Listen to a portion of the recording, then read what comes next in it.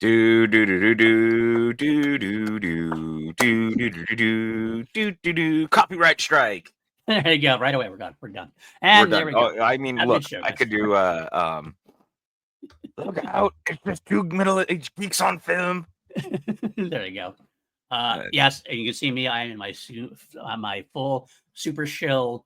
I'm getting paid to get Super this shill. review uniform here. I dug my old Superman hat out. I grabbed a Superman shirt that I bought in theaters. I'm so glad that you said that that's how you're doing this, because that's just going to go so well for all of us. I don't. You know what? I let them comment. I wish I had the money to say I was a shill. I could use a little extra check, but I'm going to say right off the top of the bat, I am not going to. I'm not going to wait for it. 11 out of 11. I loved this movie so much. And before we get into it, I'm going to talk all about it for sure. But this was a great theater experience for me. This is the first time I have gone back to theaters to see a movie, not once, but I ended up seeing it twice more after my initial viewing. I haven't done that in like 5 years. That's how much I loved this film. And I can't wait to break it down with you. I've seen it again like 3 times since I saw it on opening day, Thursday. I saw it on Sunday and I saw it on Monday. That's because I went away for the weekend. It's the only reason I didn't see it before then. But this has a lot to talk about. We have a lot of discourse to talk about, a lot of film to talk about. PJ, what was your initial thought about when you dropped in there to see The Man of Steel? Oh, I hated come it. Back I hated everything about it. It's the worst movie of the year, bar none. So I mean, no real shock. I have my own misgivings going into the movie. We talked about that a bunch going, over different podcasts just from the trailers and things like that. But I went opening night. I actually took my parents. I've seen it twice now because I took myself again Sunday night. I went to a late show, and I loved it. I've loved it both times. I love it more and more the more I think about it. This is my Superman. This is the Superman that I was reading growing up that I never thought I'd get to see on screen this way. At least, I should say, the caveat being on the big screen. Because I mean, like Superman the animated series and really hits that sweet spot, and Superman and Lois did a really nice job with things like that. But I've waited a long time to see Superman just being Superman. And it's really telling that there's a lot of people who are really mad right now about Superman just being Superman.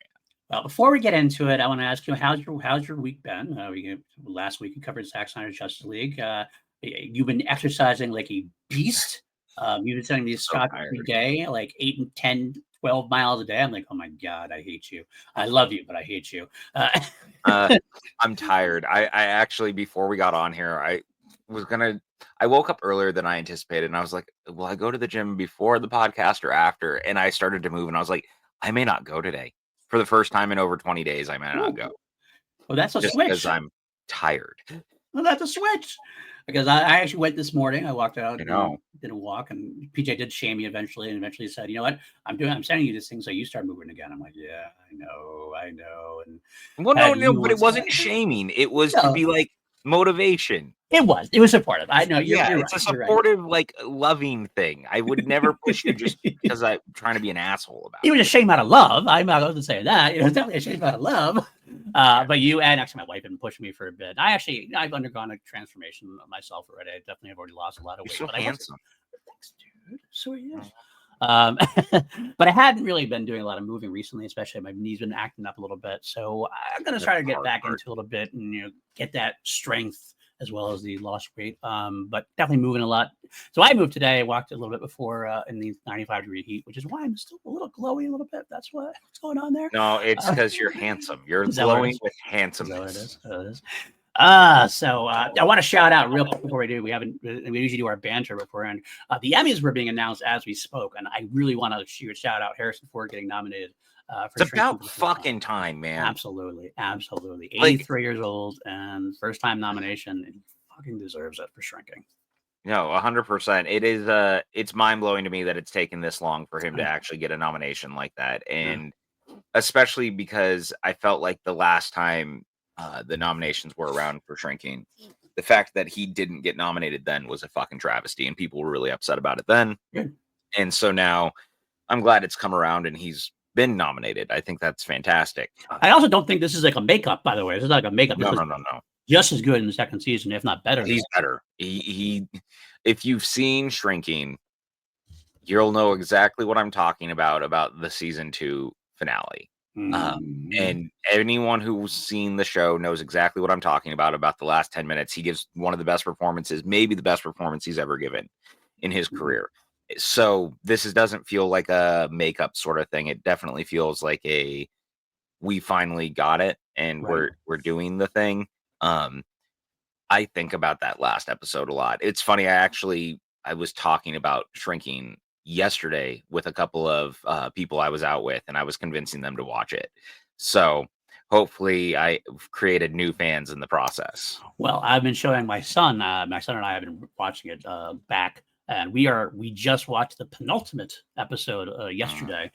So I think later on today we might be sneaking into the finale. I'll say even the penultimate episode has some great Harrison Ford acting moments in there as well. So yes, the whole season does. Like, let's call it what it is. It's just I know we've said it before, but I'm going to say it again. If you've not watched Shrinking, I can't recommend watching Shrinking enough. This is from two I think it's people. one of This is from two people, real quick, that says like Han Solo, Indiana Jones. Those are two of our favorite characters of all time, and Harrison Ford performed them. And we both say this might be his best role. No, 100%. And I mean, like, I think he's actually one of those actors that there was a lot of talk about him phoning stuff in, or just having bad projects in the late 90s, early 2000s. No. But I never felt like he fully phoned in his performances. Like 6 Days, 7 Nights was a perfect example of a movie where he knew exactly what movie he was in. So he really just delivered a performance that the movie deserved. Right. Things like that. So watching something like Shrinking, and I'm gonna throw Dial of Destiny into the same conversation of a movie. Yeah, there it is. But like movies and TV shows that deserve a very specific performance. And I think that he has always read the room for the most part for the things that he has done. I mean, look at The Force Awakens. The Force Awakens may be the best performance he gave as Han since Empire. Like, and that's just because it was such a. I mean, now granted, he only had one other movie before that, which was Return of the Jedi. But like, the point is that he gave a performance in that movie that he had never really given as that character. Right. It had a little weight to it, a lot of legacy to it. At that point, had a lot of baggage isn't necessarily a bad thing. Baggage is from just the years and the heaviness of it, and everything he went through with that character, and behind the scenes and everything else. But yeah, so it was great seeing him come back and do exactly that. He punched up, and in this case, Shrinking, he actually some great stories out there. Jason Segel and Brett Goldstein both have told great stories about like talking to him the first time, and Brett told his great story about when they initially were going to pitch he was the middleman for the pitch. Because he happened to be the UK filming it, because he's filming, and Brett's like, "Oh, I got a gig," and Bill Lawrence is like, "I don't care what your comedy gig, you cancel on that gig, and you get to Harrison Ford's house, and you bitch that son of a bitch." And he went out there, and Harrison told him it was like the best script he ever wrote, and Brett was like, "Best script he'd ever read." And Brett's like, "Are you sure you read our script?" Yeah. Oh, it's so good. I love that story because and then he goes something like, "Oh, so we're done. You're done. You're in." He goes, "Yeah, let's go have food or whatever." And they went and had dinner. It was just the most Harrison Ford thing in the entire world. It's a beautiful story, and man, what a beautiful show that is. So much deserved for that. For sure. I don't know if you saw, but there's a new episode of Films to Be Buried Without today. I haven't listened to it yet. Ooh. Yeah, but Mark Gatiss. Nice. Is the guest, and I'm really excited to listen to it. Speaking of, that's a great guest. I had not been listening for a while because he's been doing a lot of the repeats for a long time. Yeah, kind of like, and everything, because he's been busy. Well, because he's busy doing Ted Lasso season 4. Because there was a newer episode that came out recently. David Dastmalchian, which I read. Yeah, and he was talking about it a little bit, where he was like they were working through it, and then who was the other one? He was talking to someone, and he was saying that the actor in it was someone he liked in one of the shows, and they have him in the office. Oh, Tracker, the dude from Tracker, okay, who played Arrow on Smallville.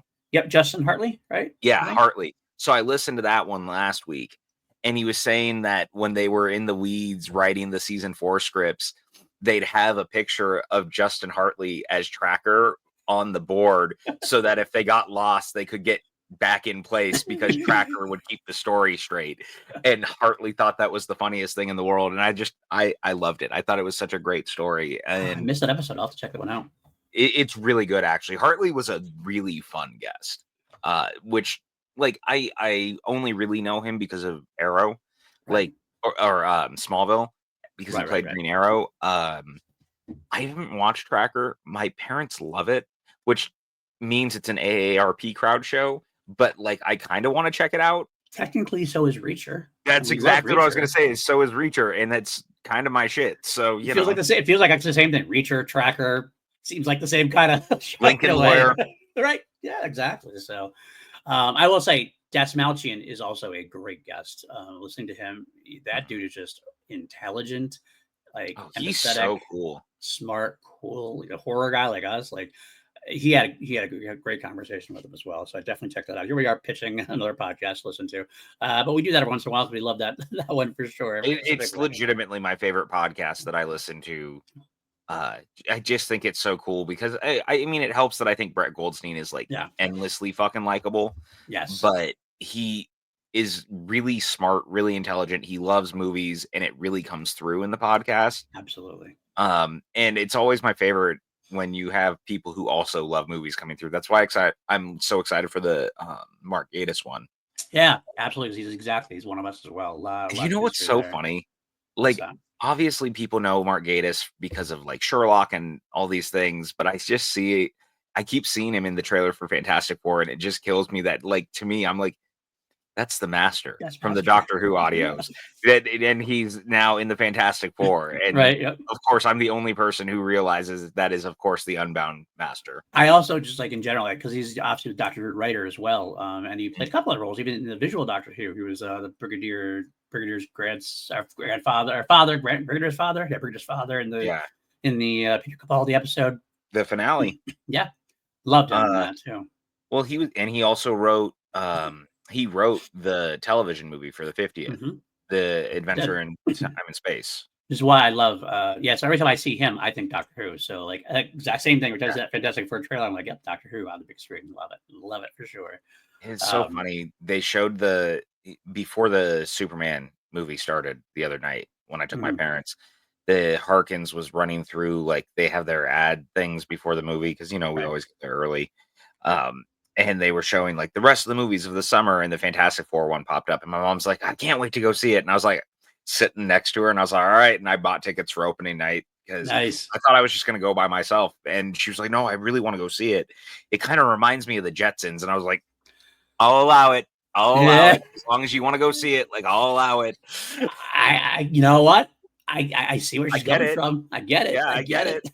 I get it. I can't be mad. Man, it keeps looking better. Yeah. That last trailer, the one with the say it, Ben. No, Johnny. No. Say it, Ben. No, Johnny. That whole thing makes me laugh. I love the relationship, and it seems like they nailed it so far. At least in the trailers, they've nailed it so far. So I can't wait to see that. I look forward to talking about that in about a year and a half. On our Patreon. If you're not already, you should subscribe to the Patreon. There's a link below. We're currently covering the MCU for all the people who still want to hear us talk about comic book movies. You can head to the Patreon. We're well into phase 2 right now. We took a week off this week, actually, because we're here talking Superman. But if you hit that Patreon link, go listen to us talk about all of phase 1. We've already gone through Thor: The Dark World. So we have Captain America: The Winter Soldier coming up next week. Actually, Thor: The Dark World hasn't even aired on Patreon yet. That's going to air next week. I'm sorry in advance. That's okay. Yeah, me too. I'm sorry too.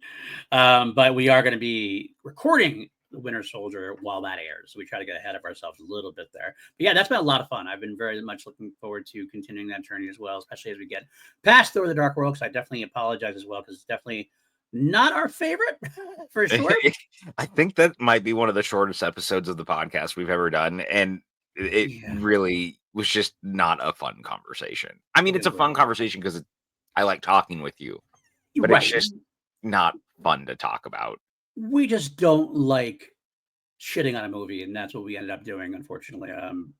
It's unfortunate. Exactly. But it's not going to happen this week. But I do want to shout out one more thing also with two more things I want to quickly do in our banter up front. The Emmys also, Andor did get a nod, which I was happy at for Best Drama, and Forrest Whitaker got a nod for Guest Star, and was it Alan Alan Tudyk Tudyk. for Best Voiceover. Very happy. Very. It feels like a little bit of validation for our love for Andor and everything else in Star Wars getting loved like that. I will say I'm still annoyed about Diego Luna and Genevieve O'Reilly getting snubbed. But I will celebrate the positive, and that we did get some love, and I hope that also serves well for people who haven't gotten to see Andor yet. Just because it's a Star Wars movie, I mean, people who are watching us, you're probably genre fans. You probably love Star Wars or like Star Wars enough to have checked it out. I know a lot of it's a hurdle. Tony Gilroy saying it's a hurdle for some of the general audiences who are like, I mean, it's a good show. It's just a good TV show. It's intense. It's long. It's different than Star Wars, and I know it's hard for people.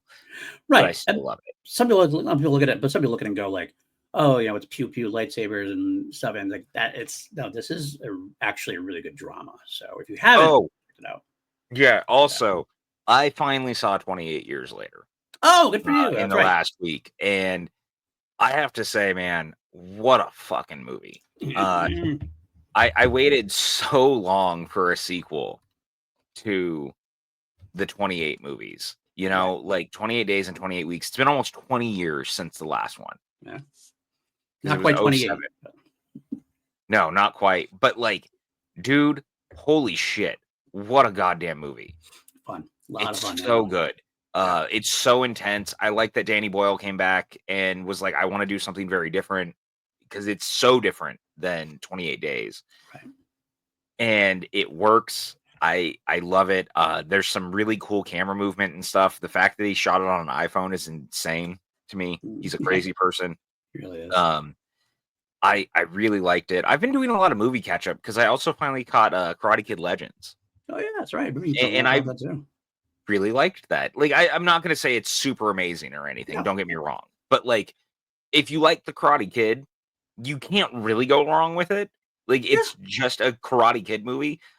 It was also clearly two very separate movies, kind of at war with each other at one point. But like, it clips along at 95 minutes. It works really well. You don't really feel like you're missing a lot. Like it's just fun. The kid, Ben Wang, is ridiculously talented. He's a star.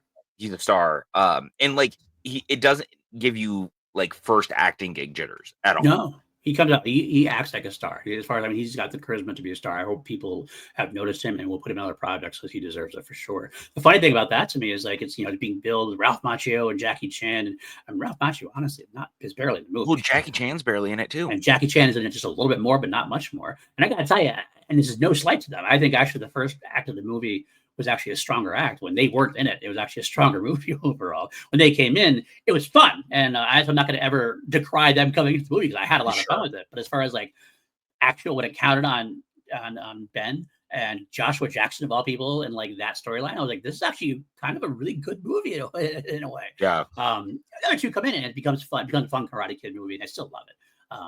It just that's a lot to be said when those are your certain. That's what the draw is, and yet the other stuff is really good too. I also have to credit them in like the way that they decided to merge the two universes as it were together. Yes. I actually thought that whole thing worked really well. Ultimately, like they did the whole idea that Miyagi actually knew Jackie Chan's character from before, like Mr. Han, and he knew the Han family. Like I liked all that. I thought that was really smart. It could have felt forced, but it didn't. It just felt like genuine, like, oh, hey, that makes sense. I buy that. Well, and not just that, like it really alleviates a lot of the criticisms of the reboot, the initial version of it, because so many people were like, well, why is he teaching this like similar kung fu that Miyagi did, but like differently? Right. And now you get the explanation is that he learned it the way that he did and then like went on his own path in the same way. I have to go back and rewatch that. It's kind of a thing I've talked about with you before. I did not like the Jackie Chan one for various reasons. I might have been in a bad mood anyway, but I think that was also part of my deal. It just felt like everything felt weird to me. This really might retroactively might make this better for me. So I'm gonna definitely Yeah. go back and take a look, and we'll see.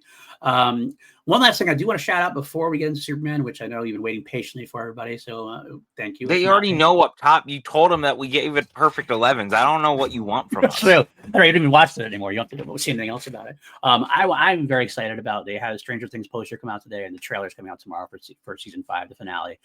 I have been a huge Stranger Things fan forever. I know some people's miles may vary. Some people kind of gone out of it, and they kind of like, because of the length of between, it's taken 9 years to do 42 episodes, and absolutely even the actors are kind of tired of it at this point. I get that. I understand the audience is tired of it at that point, but for a show that absolutely changed the way TV is done, maybe for the worse, as it turns out to be, but was at least a big swing. And this is the first show that was really a binge show. It was released all at once. You watch it all in 1 week, and you're like, "Holy shit, you can do this!" And it was a lot of fun, and kind of changed the way things were done. Still changing the game now, because now we have like 2.5-hour episodes, which is like we're not going to sit and do 40. We're going to do pretty much movies as our TV show, which is still kind of a cool concept, honestly. It's a little long and bloated to some, but I love the characters, so I am very excited to see where we go. I think the Vecna has been a great villain for season 4. I'm glad he's back, and I want to see what happens to our people, including David Harbour, who I've really grown to love during this entire series. So, yeah, I'm excited to see Stranger Things out in November. I'm very excited about it. Can't wait for the trailer tomorrow. I want to shout that out in case you missed it in the social media sphere. Yeah, I love the original, obviously. Like, I love Stranger Things. I do. I am also of the mind that it's taken them far too long to get here. I do think that this is like the worst version of what streaming has created in so many ways, which is the whole fuck, we're just taking 10 years almost to do 5 seasons of television. So that, on the one hand, there's that. It's a little frustrating, but outside of that, like, dude, it's so good. It's so good. And like, the last season had some of the best of the series, like bar none. The running up the hill thing was such a huge deal. Johnny Quinn. Yeah, like, Master of Puppets. Right, and now Joseph Quinn is in Fantastic Four. Like, he broke out because of that. Like, David Harbour is a thing because of Stranger Things. Like, Winona Ryder's career resurged because of Stranger Things, et cetera, et cetera, et cetera. So, like, it really does matter. And I'm really excited. I'm very hopeful that it's going to have a really nice ending. It's got there's a pretty good guest list of directors this season too. Some of the people who have been involved in the past, some people who have not been involved in the past, who are here for the first time. Like, so I'm really looking forward to it. Not necessarily thrilled that they're doing like a weird 3 drop thing again, Thanksgiving, Christmas, and New Year's. But like, at least it's not like 4 or 5 months apart, like they kind of did at one point. At least it's like kind of like it's boom, 1 month, and then it's like pretty much. I mean, it's the next one's a week. Like November, it's Christmas. Yeah, but here's my thing, and this is what I said about Cobra Kai, and I'm going to say it again here. If you're gonna do this, just make it a weekly release. Just do it that way. Like, there's no reason to do it any other way at that point. It also alleviates a lot of the people feeling like they have to binge something because they are just trying to avoid spoilers, right? Like, I get it. So just do it as a weekly release model instead of doing it this way. Like, I agree, but I also want to say that, like, if one show has earned it, it's the one that started it. Like, it'd be weird if Stranger Things went to a release thing. I feel like such a fucking curmudgeon. I admit that. It's fine. But I get it. I do get it. It's so frustrating, dude. And I honestly, it was funny because last night in our group chat for our fantasy league, we were talking about this in general, was like releases of movies now too, where Megan 2.0 and How to Train Your Dragon are already on digital. And all I could think is, dude, to me, it's still the 90s sometimes, where we're waiting months, almost a year. Yeah, or almost a year, depending, just to watch a thing at home.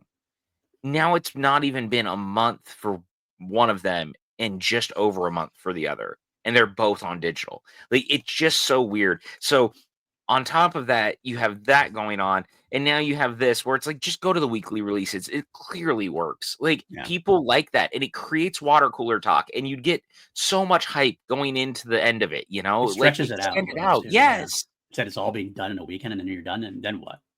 Right.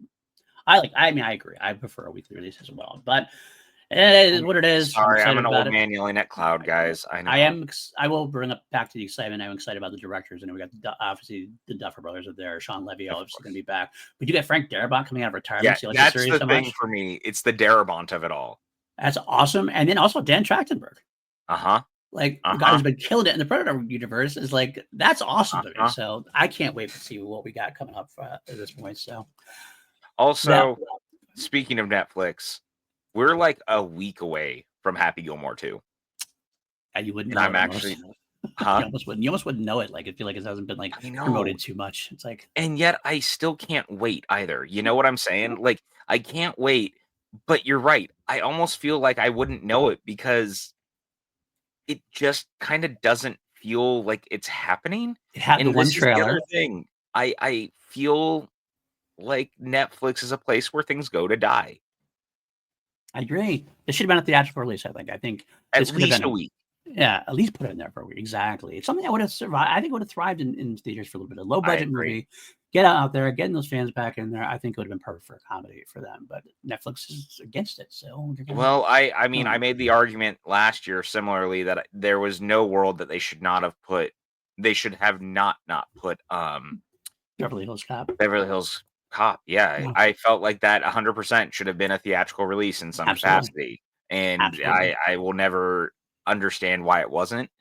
Um, actually, so once Karate Kid Legends hits Netflix, I have a question for you. It actually did over $100 million worldwide, which Yeah, on a $40 million budget is pretty not good, bad. all things being equal. If it takes off on Netflix the way I anticipate it's going to, you think they make another one? I think there is a better shot than people are giving it credit for. A lot of people kind of are Mhm. dismissive, saying, "No, we're done. We're kind of done."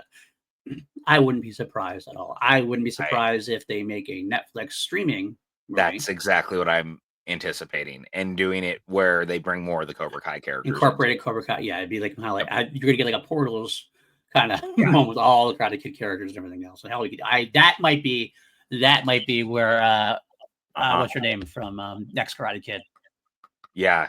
Yeah. comes in. I can't Yeah. remember blanking on the actress's name. Hilary Swank. Thank you, Lord. I didn't even say it, but I know. you're welcome. I was thanking the gods up there. The gods gave it to me. Hilary Swank. I bet you because that was something that they wanted to do at one point but couldn't. I wouldn't be surprised if that's where Hilary Swank comes back finally or something. Make them all Well, and come together. especially if they were able to get Jackie Chan back. Which they could. I'm sure they get Jackie Chan to do another one at this point. And then you have Rob Macchio will do it. You get Johnny Lawrence, and then we're good. I think we deserve it. I'd love to see it, and hopefully they get it done. Okay.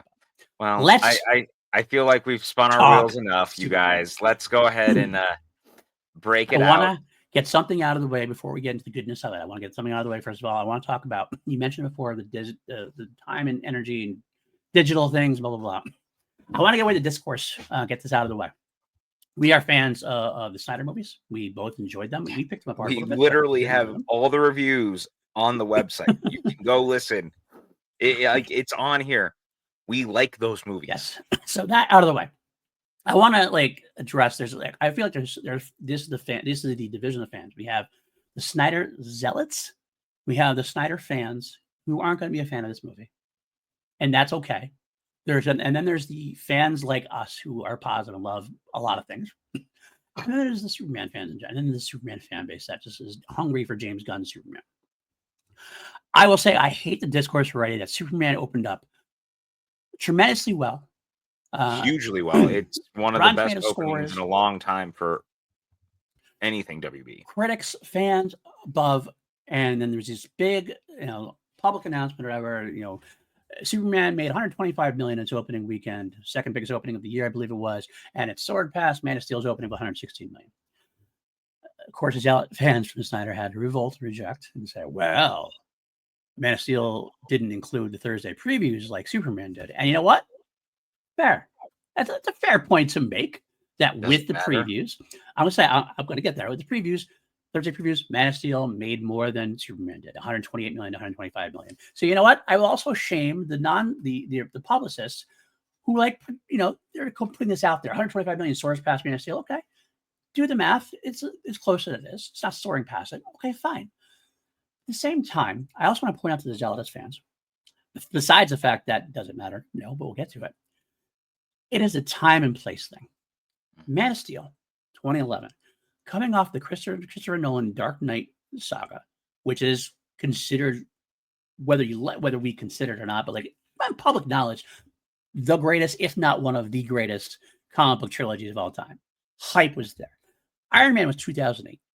The MCU was just getting going. This is a peak time for comic book movies, where comic movies are hitting they're hitting the ground running. Everybody's talking about them. Everything's running. The MCU is just starting to get going. People are going to movies in droves. Now, fast forward 2025. Post-COVID, people don't go to the movies as much anymore. Partially because we shifted from a theatrical release to a digital space. Things are going to be on digital. The thing I was just talking about. Which is why I brought it up. I segued right into this right away. All of a sudden, I got to go. In a month, it's going to be on HBO Max. We have that. We have superhero fatigue, which is real. I think there's like some people are arguing against it for it. I think there is a case. Funny enough, I don't know, not to step on your point, James Gunn argued against you.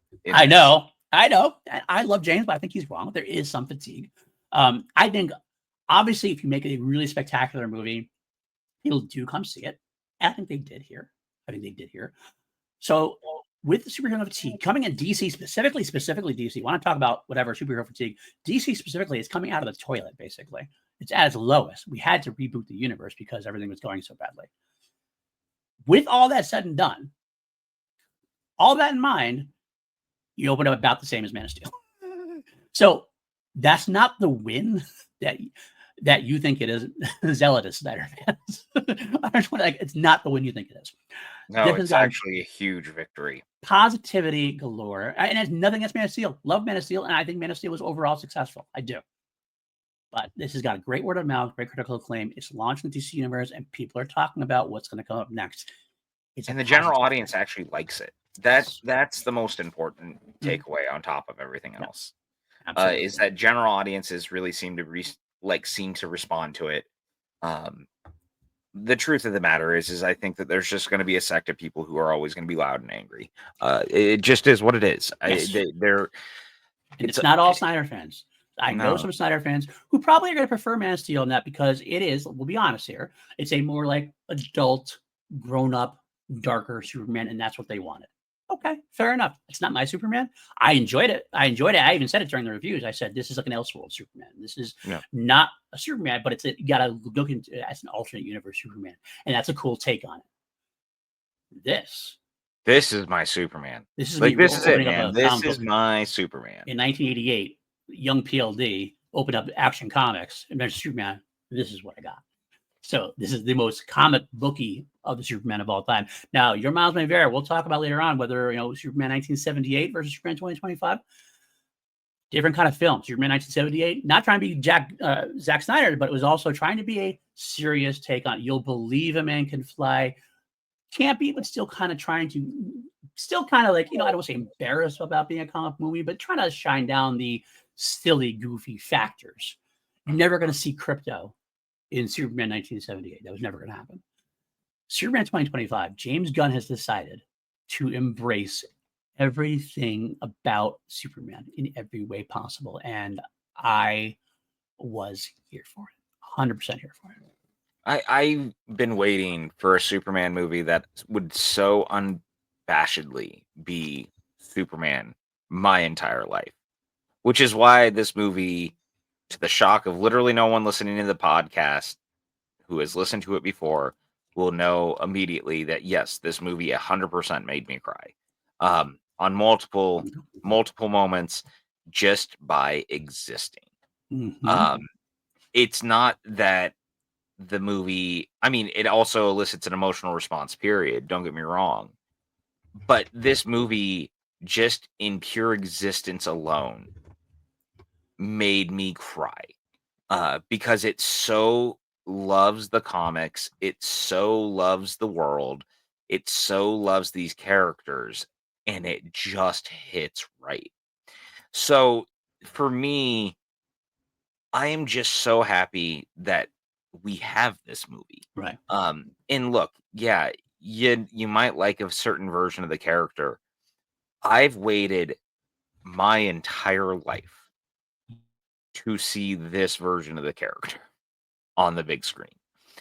These versions of the characters, I should say, because everything about this movie is James Gunn looking back to the Silver Age comics, looking back to all the things that we have had for so long across so many mediums and going, how can I best represent these characters in one place?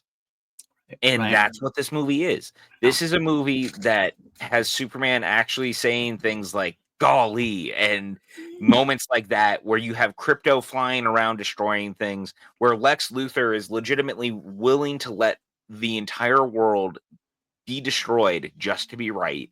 The world where the Justice Society is still figuring its shit out, where Guy Gardner is the biggest piece of shit Green Lantern you've ever seen, and it works, where Mr. Terrific is actually brought to life, where Lois Lane is actually like a tough as nails reporter. Like, this is that movie, man. Like, this is the thing I've always wanted. When Perry White rides into battle in a spaceship, he's fucking chomping on a cigar like no one's business, just ready to go. That's this fucking movie. I will say, and I'm gonna get it out of the way. This is not a perfect movie.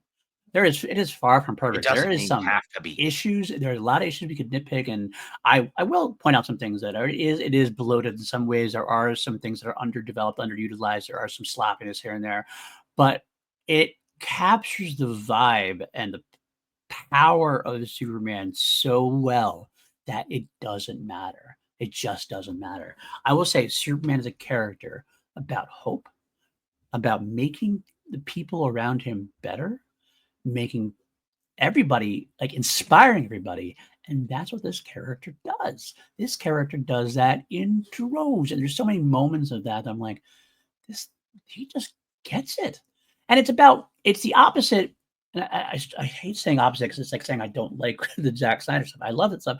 But like Zack Snyder took him, Superman, as we're going to make him a god amongst men, lording down. And this one went the other way and wanted to humanize him even more.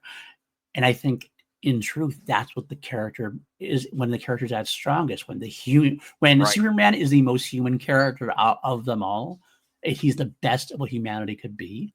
That's when Superman's working. That's what the character really is. I mean, that's why at the end of the day, the very last bit of the movie, when he finally confronts Lex and has that moment where he's like, this is where you've always been wrong about me, Lex. Like, Love that so I'm as much. human as every person on the planet. And of course, I'm fucking sobbing through tears while he's saying it because that's the truth of the matter. Superman is that guy.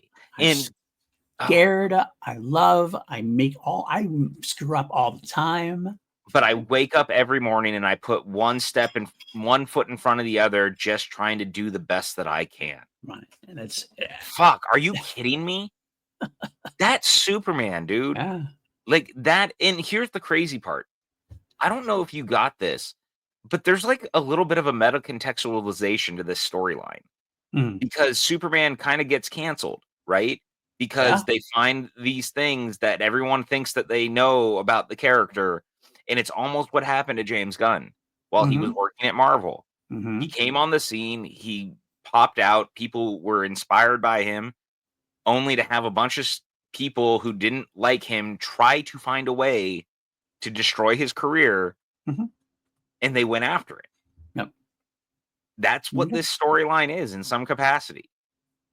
It's funny that the monkey sequence was amazingly meta. Like, I'm just amazingly Uh-huh. meta. With the Lex Luthor programs these monkeys to rage bait online, and that's exactly what happened. And I was like, wow, this is exactly. I'm not surprised if this is literally what happening somewhere around the world. Maybe not the monkeys, but but it's farmed out like rage bait like that. That just it makes so much sense because it's controlling the narrative, and that's what people do.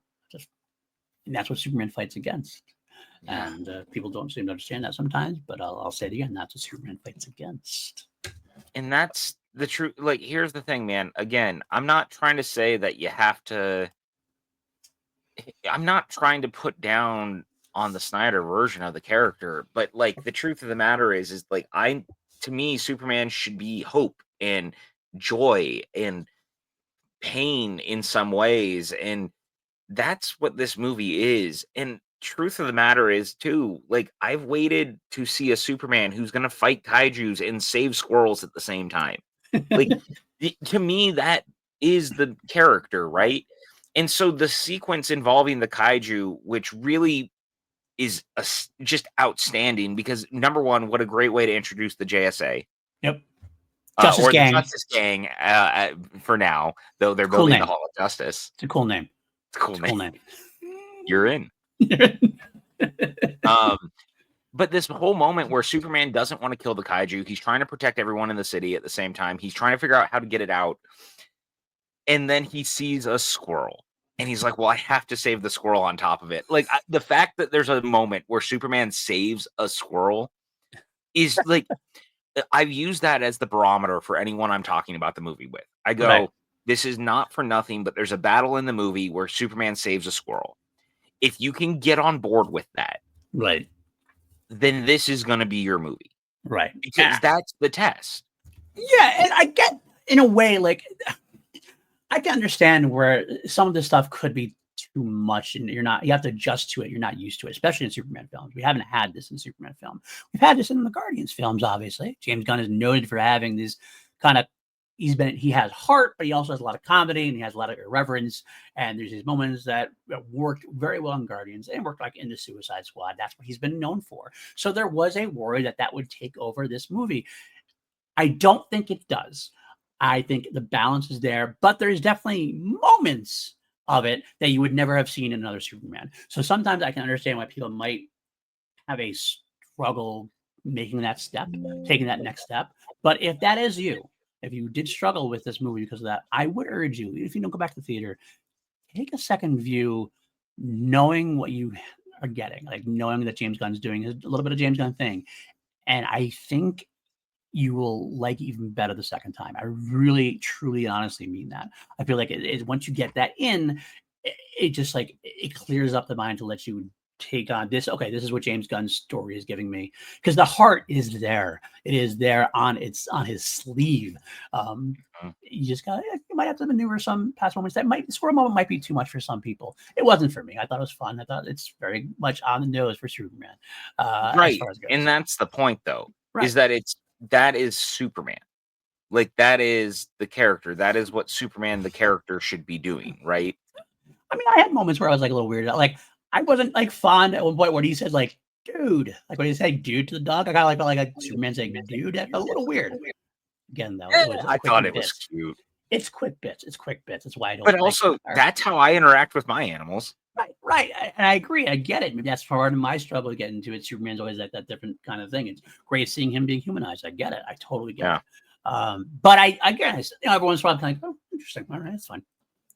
Yeah, you're not wrong. But I do look at it like I went, oh, that's me talking to like my cat or my dog, where they just do something. And you're like, dude, like, come on, like, and you'll just have those moments because there's been times where I've just cleaned up and I'll like walk out of the kitchen and the cat will walk in and knock something over, and you're like, dude. I think part of it is it's an updated because like back in the 80s, Superman was like I was reading 60s and 70s comics where Superman wasn't the golly era and stuff. That's how like Superman dude almost felt too modern. But again, we're updating it, so maybe that's not a bad thing. You know what I got you reminded me of, and there's a little bit of that in this. Have you watched the animated one, the new one, My Adventures with Superman? I actually haven't. It is on my list to get to. You would love it. I think you would absolutely love it. It is very much, this feels very inspired by this in a way. Like a lot of that's a younger version. It's obviously the earlier version, but there's a lot in it. It's not obviously not the same universe. It's not the same. Right. And that's Jack Quaid, right? Yes, Jack Quaid voicing Superman. It's great. It has that kind of like still modernization of it, a little bit of that in there. So Star Trek Lower Decks. Yeah, kind of. I guess. Yeah. It's fun. It's definitely very fun. Okay. So definitely check that out. You guys would all check that out for sure. But like, God, dude, all I could think while I was watching it, and credit where credit's due also, so glad that we don't do the origin again. Oh, thank God. Dude, just I've joked about it here before, but like it's the same thing with Batman. If I see the Waynes get shot one more time, I'm probably gonna go postal. Like I don't want to see that. You and James Gunn both. James Gunn had that exact quote. He's like, if I want 3 things I don't want to see anymore: Superman arriving on Earth in a rocket, Wayne's parents getting shot in an alley and Spider-Man getting bitten by a radioactive spider. We don't need to see Right. it anymore. I Right. agree. I agree. And so this movie actually has like a little opening crawl that just very easily sets up the universe, the world, and the movie all at once. Catches you up. And you're just like, cool, I'm good. I don't need any more of that. And I actually loved that it was like, 3,000 years ago, the metahumans arrived for the first time and it created a new era of gods and monsters. Right. And then it's like, 30 years ago, Baby arrived in a spaceship. baby arrived and was adopted by farmers from Kansas. 3 years ago, that baby revealed himself to be Superman to the world. The best Yeah. And then what is it? 3 hours ago, the Hammer of Barivia arrived and started fighting with Superman. 3 minutes ago, Superman lost his fight for the first time. And like, what a great opening. It draws you right in. You're like, oh shit, let's see what's going on here. I will say I love the fact James Gunn has mentioned that he wants to do more to be more Star Wars than Marvel. He wants the DC universe to be more Star Wars than Marvel. And I think they take that as into be like, we're just gonna plop different pieces from different eras and things like that. We're not gonna necessarily worry about like going from one to the next to the next to the next to the next. Right. But he says that and then he opens up with a crawl. Basically, I'm like, so you do like Star Wars quite a bit. I have to say, I thought one of the smartest decisions he made was to do that, dropping us in the middle of this DC universe. Everything's already established. We have to waste no time in these long origin stories. We just take what we're given and we catch up, and we're smart enough to catch up. Let me tell you something. I've told the story before. Until now, I read the comics as a kid, stopped somewhere in like the 90s, like late 90s, early 2000s for a long time. Only recently I kind of got the DC Unlimited and whatever. I'm going back. I'm trying to catch up to where I am. Right. I still have yet to read a comic with Mr. Terrific, and I have never seen Mr. Terrific before. No idea who he is. I caught up pretty quickly with who he is. Dude, Eddie Gathegi is freaking wonderful in this. So good. He's so good. Like, legitimately almost steals the movie. He's so good. So good. I heard about, before I saw the movie, there was this like scoop from somebody that James Gunn considering doing a Mr. Terrific spinoff, like HBO Max series. And I'm like, I totally get it. I'd be on board because Eddie is beautiful at it. Oh, I want to say before I just finish up this thing, my argument about that is the fact that we get into this universe and make it into this universe, it makes me so curious and to engage with. I want to visit every section of this universe now because it's already. I'm dropped in. It's not a history book. I'm not even like studying like what. Yeah. I'm just going in there going, okay, Mr. Terrific. Okay, let me see about this guy. Okay, I'll get it as I go along. And I will say also, Kim saw it yesterday with me. My wife saw it first time yesterday. She didn't go the first 2 times. She's definitely much more of a casual fan. Never read the comics. Likes comic movies, like superhero movies. Enjoys them. Yeah. She said when she first got dropped in there, she was a little annoyed at first because she's like, I don't get where's the timeline. She almost felt like I don't know where I am. So I'm not, she's kind of like questioning her nerd cred. Like she got about, oh, maybe I should know this. But then as she went on, she got all the explanations she needed. And she said, I absolutely love that they dropped me in like that. And she was able to catch up as a casual person, guys. Beautiful move. One of the smartest things James Gunn has ever done. Well, I took my parents, and they don't know any better, right? Like they really only know Superman from the movies, and or they watch Superman and Lois together. Okay. So they really didn't have any context to most of the characters and most of the things going on the outside of it, like with Mr. Terrific. But like the way that they were dropped in, they were like, it all made sense. Right. Because they tend to be my barometer on certain things where I go, how did you feel? Just out of curiosity as like a general audience thing. And that tends to put me in the right, direction in some capacity. Right. So that it worked for Kim too is huge. And I do think, actually, speaking of Mr. Terrific, I wonder if the movie that got canceled, that Gunn has been like, he hasn't said which movie it was, but he was like, we pulled the plug on one of the movies because we couldn't get the script right. It must have been The Authority. You mentioned that in the group chat one more with me and later on. I'm kind of curious. I didn't actually question you on it. So go ahead. Tell me this about this. He was talking about it because they were talking about the stuff with Marvel and he was doing press, and Gunn basically said that there was one of the movies that they were all really high on. They had a cast, they had a director, but they just couldn't get the script right. So he pulled the plug on the movie. And the next thing we start to hear is he's talking about doing a Mr. Terrific TV show. And I forgot that Matthew Vaughn was attached to do The Authority. Oh, I vaguely remember that now too. Right. So my assumption is it must have been the Authority that they were having a hard time with the script, but it allows them to continue with Mr. Terrific instead. and that makes sense until you can get it right. And Yeah. I mean, it also explains the whole, we had a director, we wanted to make it work, but it just wasn't really coming together. Was Vaughn writing it? Do we know? I don't remember if Vaughn was writing it or not. I'd have to look. I will say The Authority is one of those things I have not caught up yet. I've never read The Authority books. I've heard a little bit about them. So to that, which is very cool now, DC has started doing cheaper versions of their paperbacks that are like $9.99 that are like nice collections that can help fans catch up on certain things, and they just released one for The Authority. So cool. I actually just picked it up at the local comic book shop, funny enough. And now Marvel's starting to do it because they just put Hickman's Fantastic Four run into a nice one for about $15. That's so yeah, well, because the truth of the matter is the comic book industry has struggled over the last several years, and a part of it has been pricing. They were pricing people out. Like trade 100%. Paperbacks were not cheap.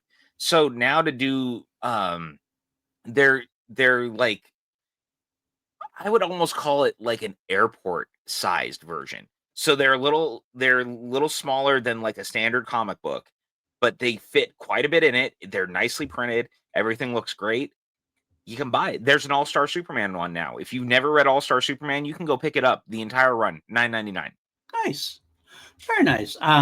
I am doing a DC Unlimited. That's why I'm okay with that. Oh, sure. Which I have not read Superman, All-Star Superman. I know, but I'm right about there. Because I do it chronologically. I'm reading all the big events that happened, and I'm reading I'm catching up on I love Batman, so I'm reading a lot of the Batman, Nightwing, all those comics, and everything else. Superman, I've never read a lot of Superman stuff too much. I've kind of cherry picked some stuff here and there, but I'm on Infinite Crisis right now. I just began Infinite Crisis, and right after Infinite Crisis ends, I believe is All-Star Superman. Looking at the list I had, whatever. So it's coming up next. So I can't wait to, especially after watching this. It's great timing. Another one which was great timing that James Gunn said was influential in this is what I did happen to read about a couple weeks ago. Just timely, not like choosing to, just happened to get there, and that's Lex Luthor, Man of Steel. Oh yeah, that arc, which. Yeah. I was like, oh, and I totally saw it in there. I totally watched this is a great storyline. I watched it unfold pretty much on screen. And Nicholas Hoult was on record during an interview saying that he actually read this himself to get geared up for some of those sequences with Clark to make it. And I read that, I watched it. I'm like, this is I see exactly what I read, exactly what you read. I see it. And let's talk about that. He's so good. I was gonna say, God, I can't say enough good things about the cast across the board, number one. And there's going to be more of that as we go. But Holt in particular really, really wowed me because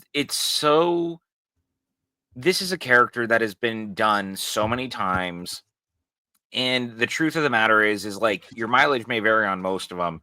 Most people will agree, though, that the one person that you're always going to have the hard time beating is Michael Rosenbaum, because no one quite brought Lex to life the way that he did. Yeah, I agree. And for the first time ever on film, Lex Luthor came off as the Michael Rosenbaum version who would literally watch the world burn just to be right to beat the alien. Get at the alien, right? Absolutely. And I was just so blown away by how smarmy and evil and just mean he could be. And also, I have to say, a little funny that he still managed to also have some sort of land part. I had it in my notes. It still comes back to real estate. Still comes back to real estate. And that's credit to Gunn going, I'm pulling from all the things. He really did too. He really did everything. I in my note, waiting for that to come up. I'm like, yep, we're still back to real estate, just like Superman 1978, just like Superman Returns. Lex loves his real estate, Luthor, and also Otis.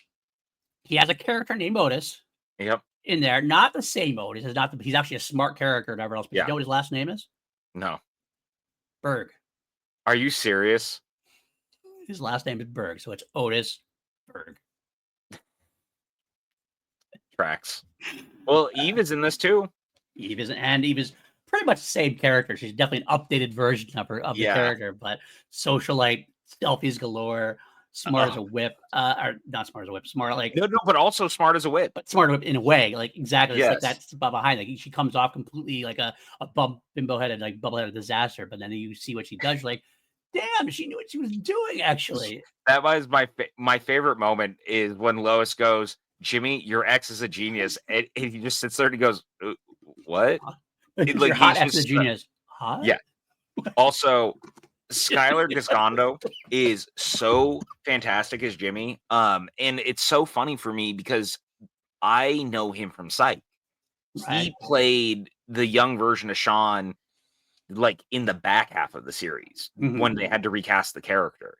And so I'm so used to him being from something like that. And it's actually funny because now, even more in hindsight, I see why he was cast to be the young version of James Roday Rodriguez, because holy shit, he acts so much like him just in general. And I love it. Like, it makes me happy, but it also was perfect for Jimmy. And here's something that Gunn did really, really well. Jimmy actually has like a miniature arc. Yeah. All the characters in this have little arcs. Anthony Kerrigan as Metamorpho has a little arc. Guy Gardner has an arc. Like, they actually do build these characters in such a cool way. And I just was really impressed that, like, even if you could argue that they didn't have more to do, the fact that so many of them do have something to do is really great. Like, yes, Perry's not in this a ton, but that I was one of my like what he's criticisms. there I for. think that Perry is very underutilized. I wanted to see more of him, especially because it's Wendell Pierce. Sure. We needed more of him. I think. I like him, and I hope we get to see more of him in the future. He did great with what he had. I definitely that was one of my criticisms, is that he was definitely extremely underutilized. And that's one of the. I know it's not an origin film, but that's the risk you run sometimes of having to do something like this. Whereas, like, one of the only things I really will say that I could complain about, I like Beck Bennett a lot. I've always liked Beck Bennett. What is the point of Steve Lombard in this movie? I don't know. He's actually a character that was in I Might Have Been from Superman as well. No, I know, but like in this movie. Yeah, in this movie specifically, it's kind of like, they're trying to, like, we were overstuffing the movie already, and you're just getting there. I think you didn't need to overstuff the Daily Planet. That was a place you could have kind of sparsed it out. We could have gotten those characters in later on in a different situation. Now they just kind of sit there, and I mean, let's be honest, Cat Grant is nothing more than like a walking, like almost like eye candy in a way. She has nothing to do, pretty much as well. Cat's another one who does. He looks great, but and it's because it's Michaela Hoover. He's worked with her before, similarly. Like it was Gunn.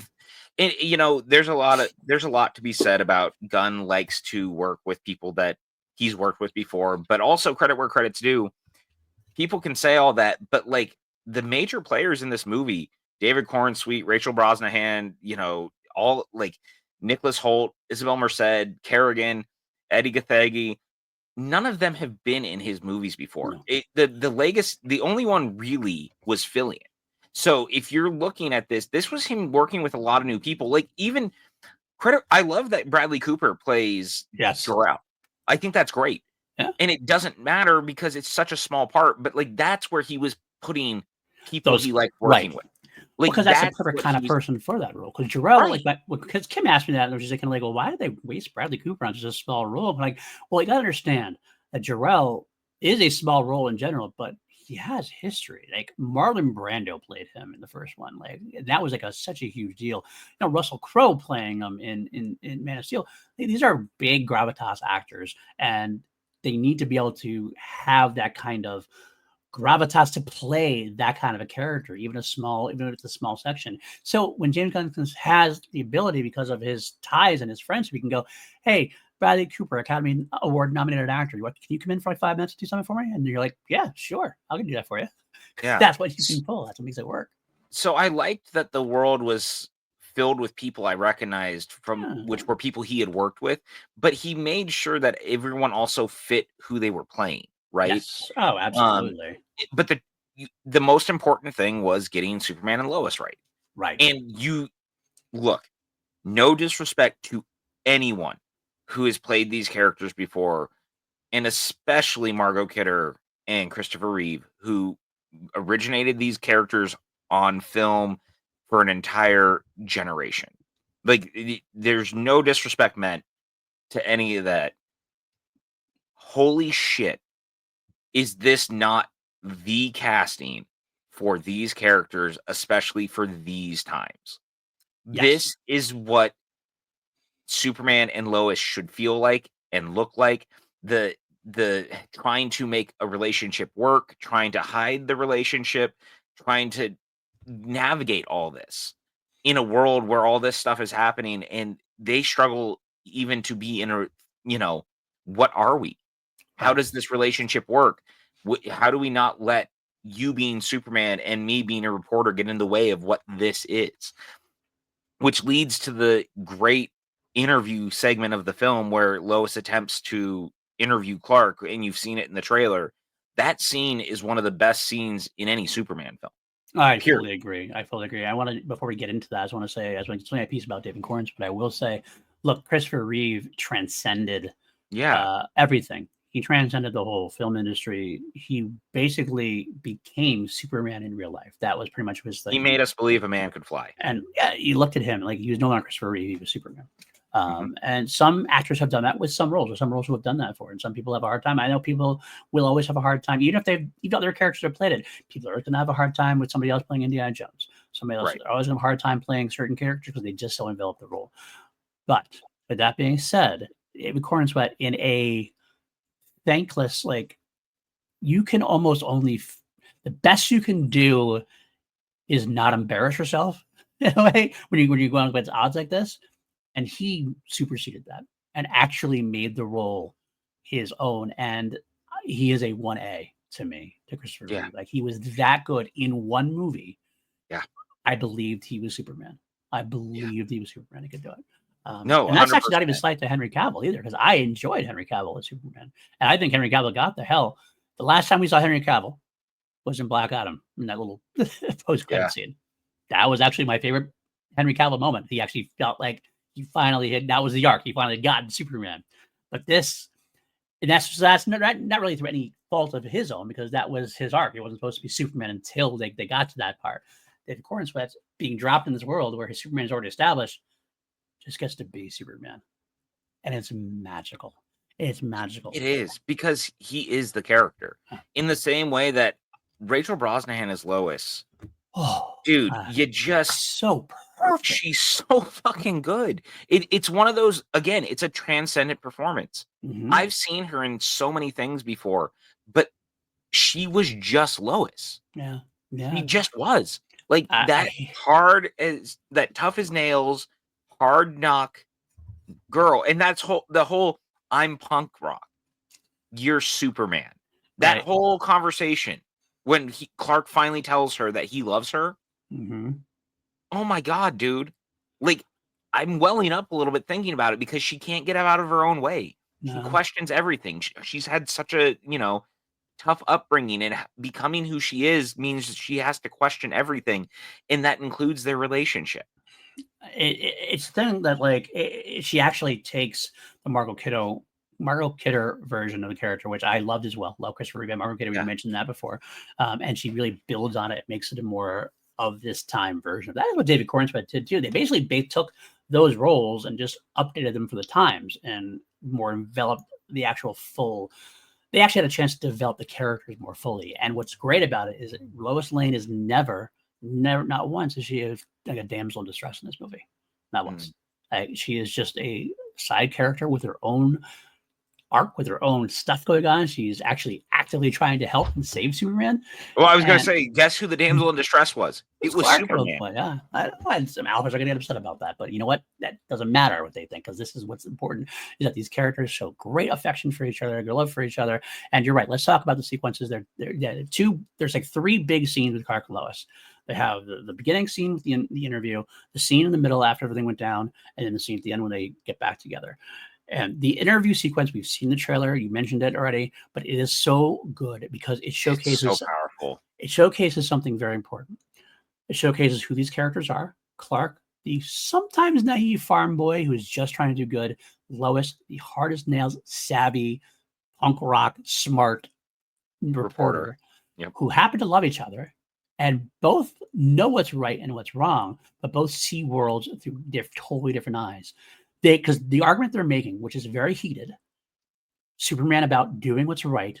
People were going to die. I stop people from dying. That's the most important thing. Lois going, yeah, you did, but you might have fucked up for everything else. And like Superman short term, Lois is long term. And the thing is, they're both absolutely right with their arguments. And that's what's important because it makes you think about it. You're like, you want to, Superman's your hero. Superman's what you're supposed to, like, yes, he's doing the right thing. We should back him. But Lois isn't wrong with anything she says. And that's what's great about the story. Like, I get it. It's just so good, dude. It just works. And there's just little subtle things throughout that entire first sequence during the fight. The Clark saying he doesn't go on social media. This whole thing also that Clark has been the one who has been interviewing Superman is such time of your imaginary interviews now too, huh? Yeah, which I just thought was so great. And Lois finally calling him, being like, people are gonna figure it out eventually if you keep interviewing yourself that this is a problem. Right. I loved all that. I thought that was so good, but it also created such tension because she is just trying to do her job and she's trying to make him understand that, like, you're seen as a political pawn in so many things, and that it's like, we know that what you're doing might be right, but you have to look how it's perceived. And Clark going, but I'm just trying to do good. Like, people were gonna die. I just wanted to stop people from dying. Which, is so him. It's just Superman. And that's why, dude, the scene towards the end of the movie, once the invasion into that country finally starts happening, and the kid is out there and he puts the flag up and everyone starts chanting Superman, I started sobbing. I'm not ready to talk about this part yet. Yes, I fully agree with you. That's the part that really got me. I said before when I was talking about Superman, Superman's about hope. He's about inspiring people. And that scene, I was sobbing as well. Like, you get the kid sequence in there, you watch, and I love how it went from like person to person. You see Guy Gardner with his milk watching it. You see Hawkgirl coming out of the shower watching it. You see Metamorpho Clark holding his child watching it. Clark with his parents watching it. They're all looking around, and the music. I cleaned your boots. Cleaned your boots. I'm gonna go get them for you. And the flag goes up and the unfurling of the logo, and then the music hits. And you're like, that's fucking Superman right there. Also, dude, okay, look, I don't care who you are. I don't care how much you like any other version of the theme. Oh, the John Williams theme is Superman's theme for here and forever. And there are certain themes that just belong to a character. Iconic. The Williams theme is that iconic, and it fits the character. It doesn't matter what version you use. It would have fit the Cavill version had they used it. And it just goes to prove, and it's not nostalgia bait, it's that this is the theme for this character. And that's the case it's been for James Bond for 50, 60 years. It's the same theme. It's the theme of the Indiana character. Jones. Indiana Jones. That's the theme of the character. People argue against all the time. Well, and you're talking to someone who loved. I know you didn't. I loved Zimmer's Man of Steel theme. Sure. I loved it. I thought it was. I was amazed that it came close to iconic for me compared to what we had before. I also say I would rather not have that and have Williams be the main thing, because that is what Superman is. And that's okay to do. Doesn't matter how many times you reboot it. It's still the same. Like, when you write a theme that's a banger as that, and it becomes so associated with the character, why would you change it? Right. Why? And this is the thing that this conversation actually came up yesterday in our group chat. Again, our fantasy group chat, because of Batman.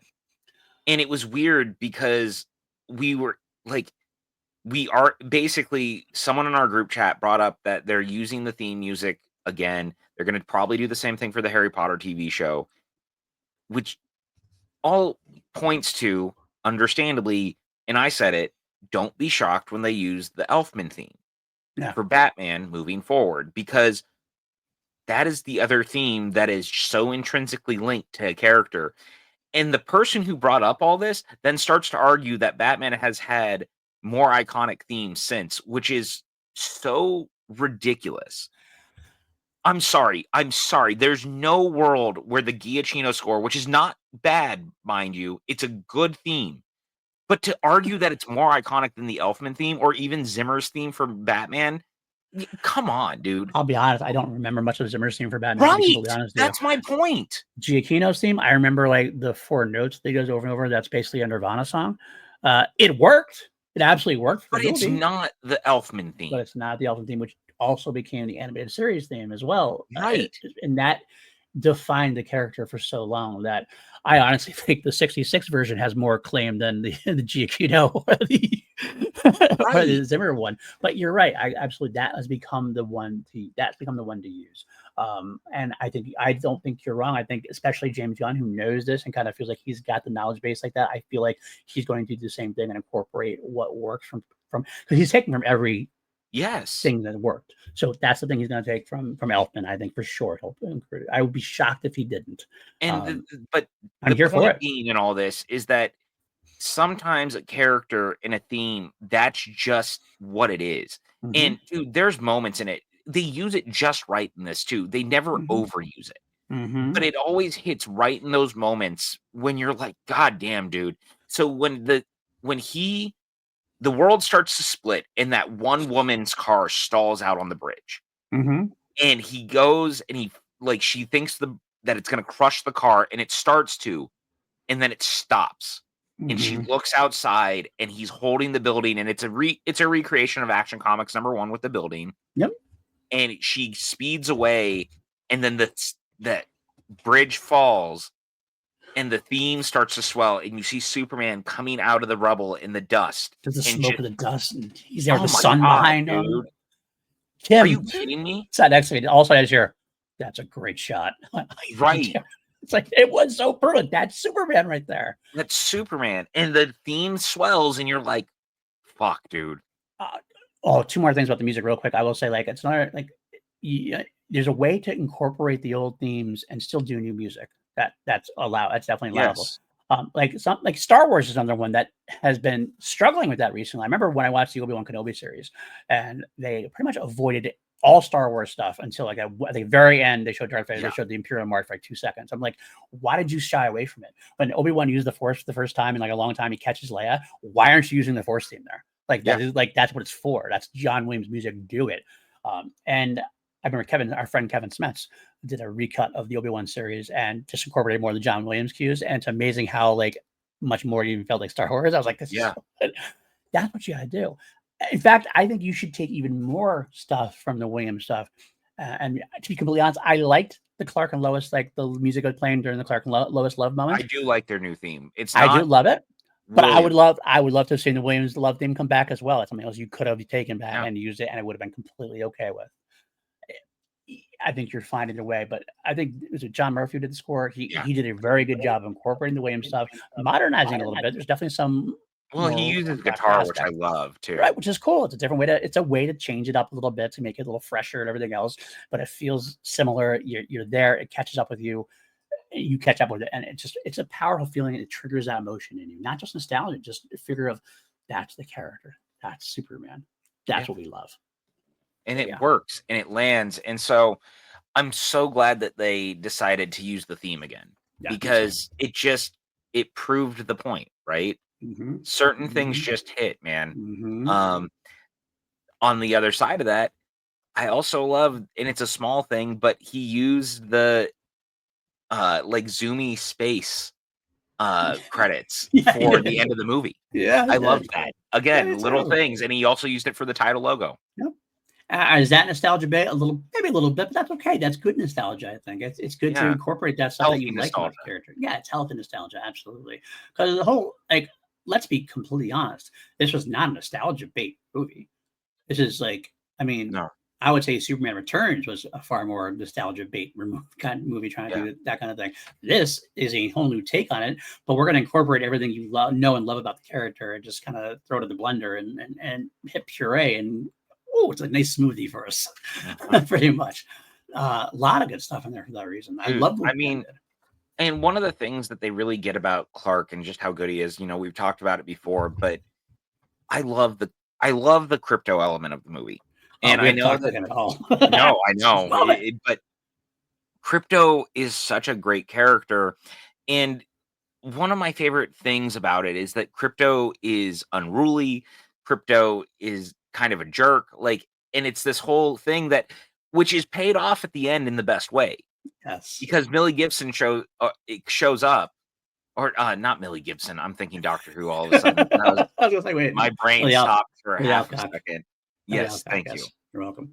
Um, she shows up as Supergirl, and you realize that Crypto is her dog, Right, and you see how she is, and she's just a train wreck, right. and you're like, "Oh, this is why Crypto," and, they joke about that. Yep. They Yep. joke about the fact that Crypto is also Got behavioral issues because got of this. behavioral issues, but there's the moment in the second conversation with Lois and Clark about who they are and the whole thing where she explains she's punk rock, you're Kansas, you're Superman. You see, I question everything, but you see as everyone is beautiful and good. And what a number one, what an incredible observation and conversation. That whole thing rules. But in that, he goes, "Look, there's a warrant out for my arrest for everything that happened. I'm going to turn myself in because I think it's the only way to find the dog because Crypto gets kidnapped by Lex." He's And not even she a good goes, dog. "Yeah." And she goes, "But it's just a Dog. dog." And he goes, "Yeah." And he's not even really a good one, but he's He's alone alone. and he's He's probably scared. scared and I need to help him. And you're like, dude, he was willing to get arrested and be put in prison to find the dog, to save the dog because the dog is scared. Are you kidding me? That's Superman. I mean, the line he said, you mentioned that when she says that, when Lois says something about like you trust people inherently, and you think everyone is beautiful, and he just looks at her for a second and goes, maybe Maybe that's the that's real the new punk punk rock. rock. Yeah, that's And the it's real like, punk rock. you're like, yeah, you shut her up. Yeah. You shut her up. It's like, maybe it's right. Because it's what people should do, but don't do. And we would all be much better if we all did. But Yeah. that's who Superman is. Superman is, we should all be doing what Superman does. And if we all were like Superman, the world would be a brilliant place. It's just so Beautiful. good, man. Mm-hmm. And so the whole pocket universe aspect of this movie is so good. Terrific, even saying you never build a pocket universe because you could have a black hole where the Earth used to be, and this is the Mm-hmm. kind of shitty science that Lex Luthor Lex thrives on. Luthor likes to do, and him being there is so good. And again, Mr. Terrific is great, and the whole Lois going to the Justice Gang and being like, "You're gonna let your friend die over this Rotten and prison. potentially Yeah. be in rotten prison over all of this. You won't help him." And Terrific being like, "No, you're right, but I'm really just doing this to piss off Green Lantern," is one amazing, but also it leads to, pun fully intended, one of the most terrific fight scenes I've ever seen in a Oh, movie. Are you oh, joking me? Oh my god. so The good. Terrific's fight where he takes on all of the raptors is one of the coolest things in the world, and no, he's not fighting raptors. They're Lex's henchmen that he The calls armored, raptors. the armored Yeah, henchman. Yeah.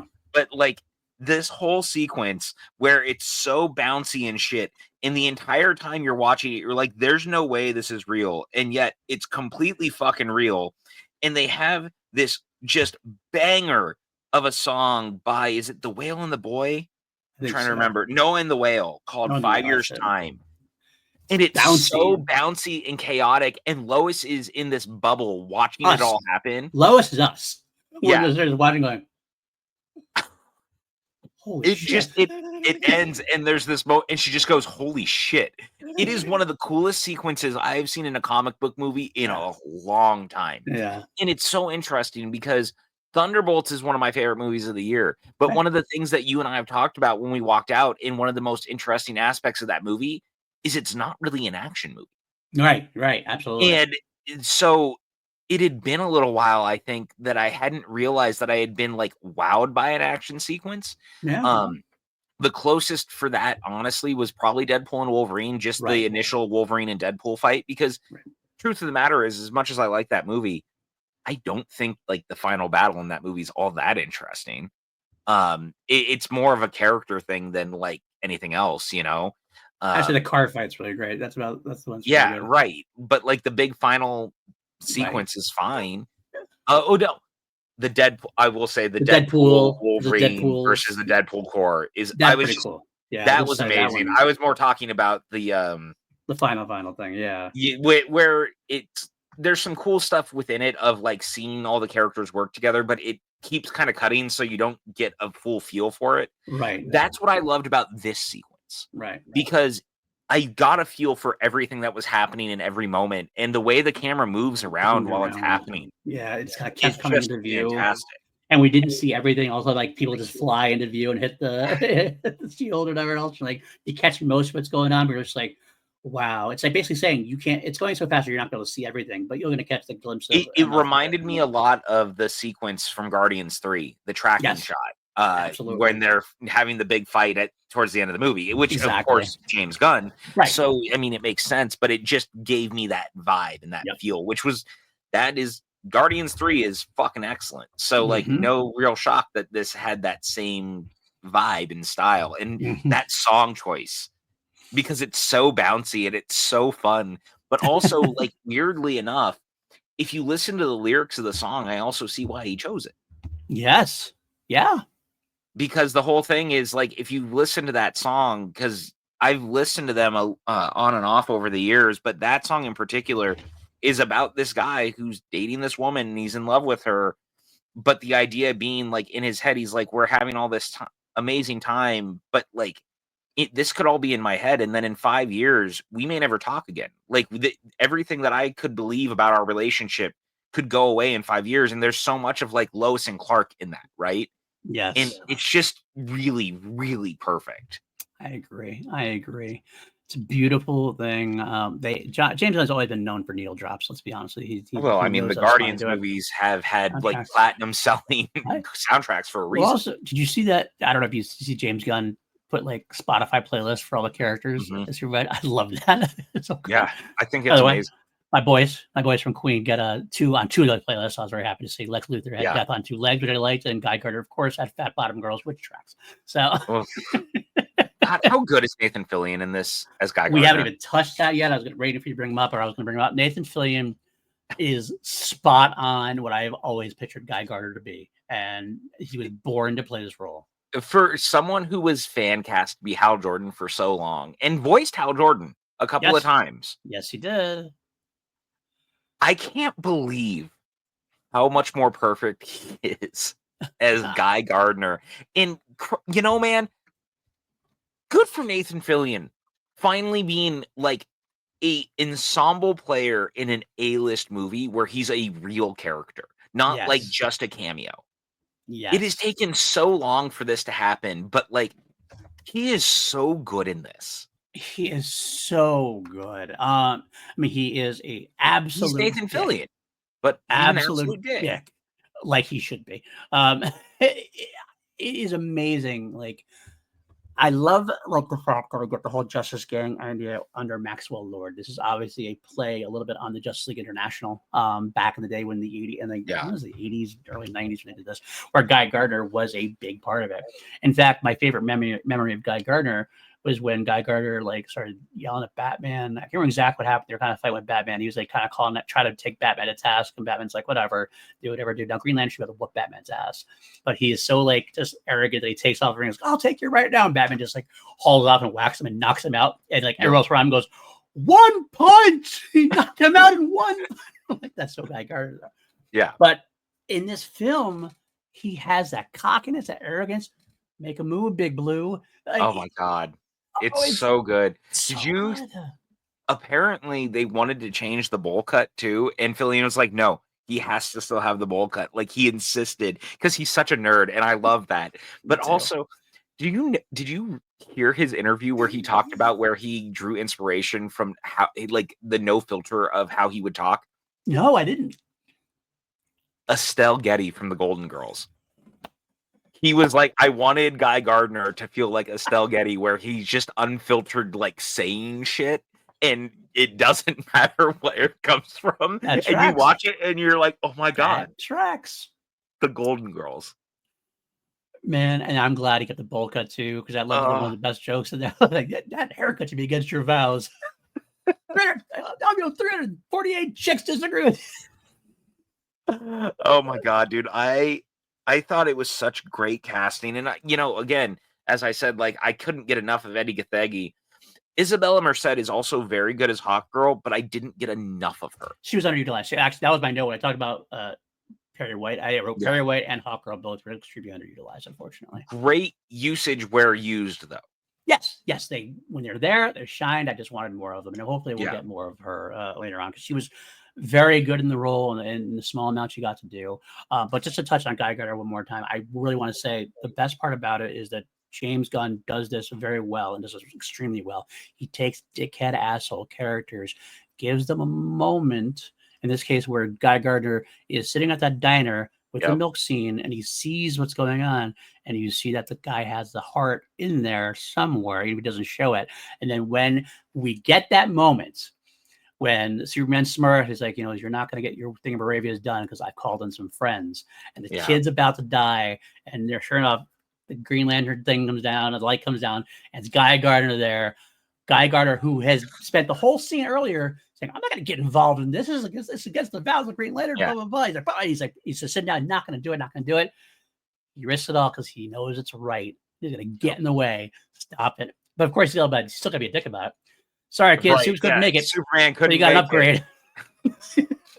Middle finger. Yeah, and then exactly. Then when he's flipping all the trucks, it's the middle finger. I just thought it was so good. Also, I loved Anthony Carrigan in this as Metamorpho.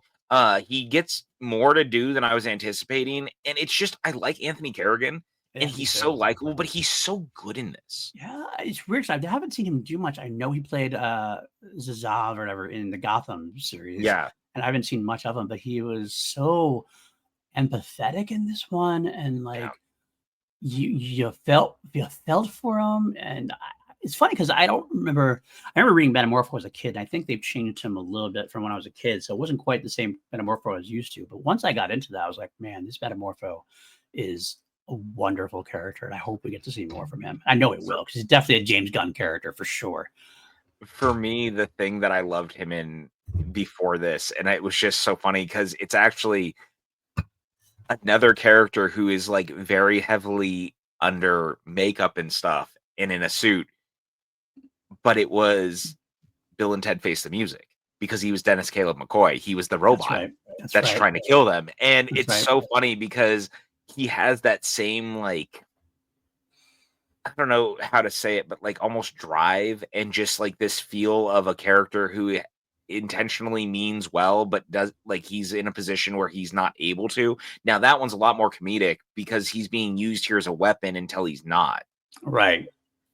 But man, it just works. He's so good in this. Yeah, and I liked the whole thing where there's a moment in the movie where the Hammer of Barivia punches Superman down into the ground, and you have a character in Metropolis who owns one of the food carts goes out and helps Superman and picks him up.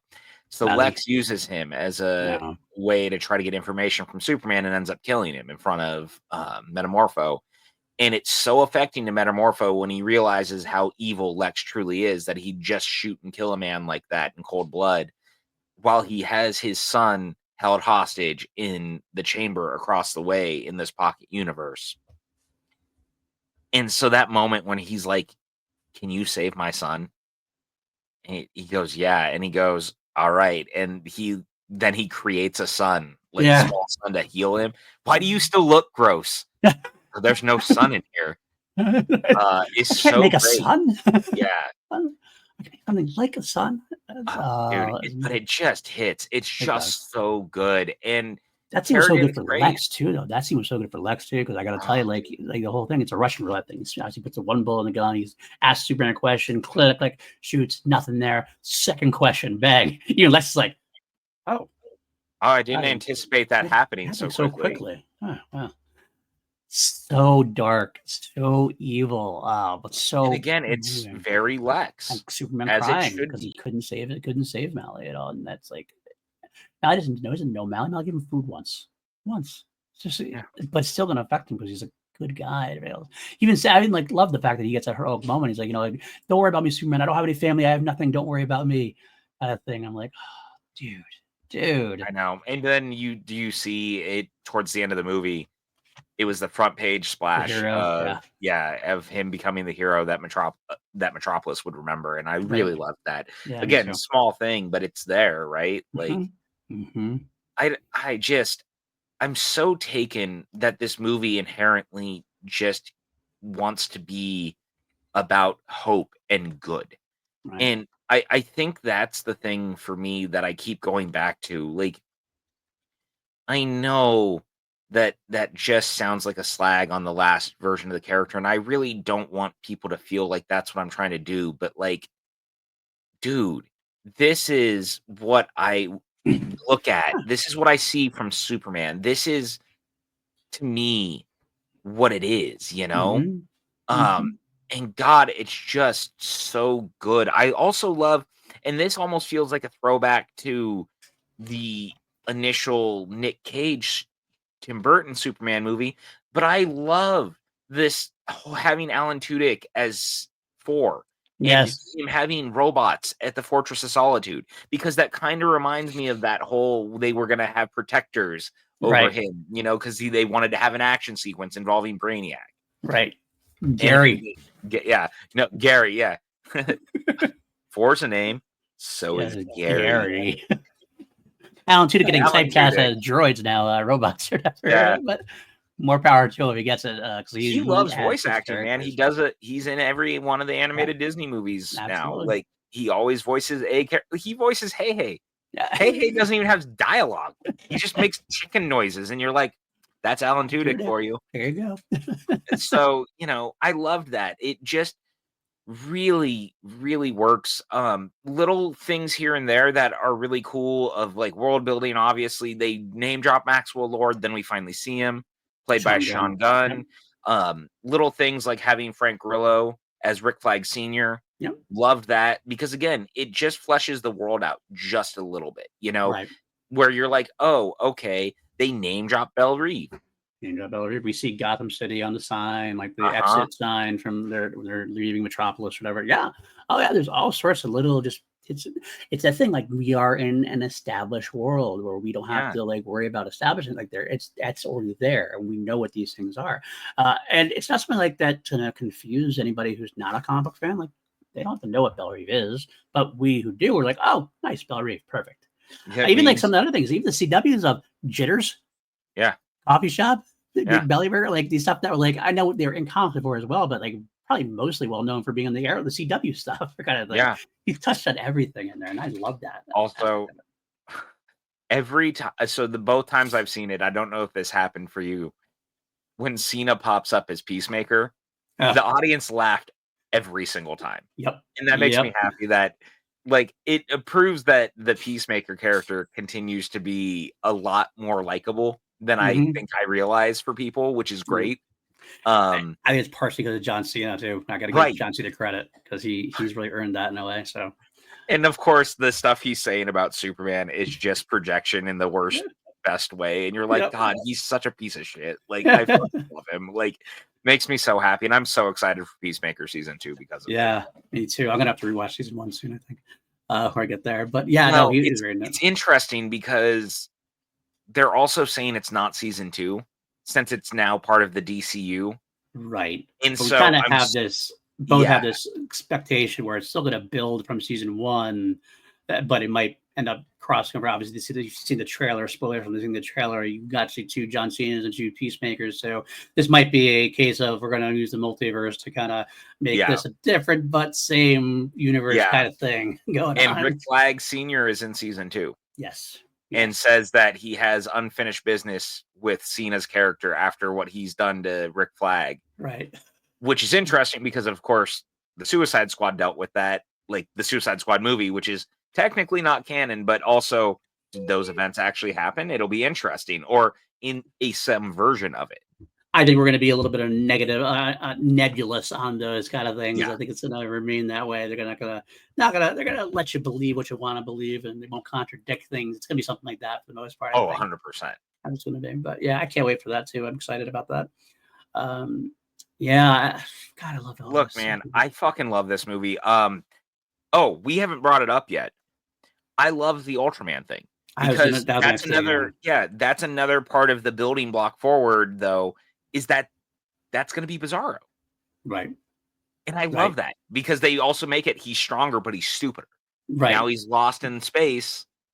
100% he's going to come back as Bizarro, and I love that. But that whole thing is very Lex. That's 100% him getting in over his head, trying to use a character, like creating something that can fight Superman.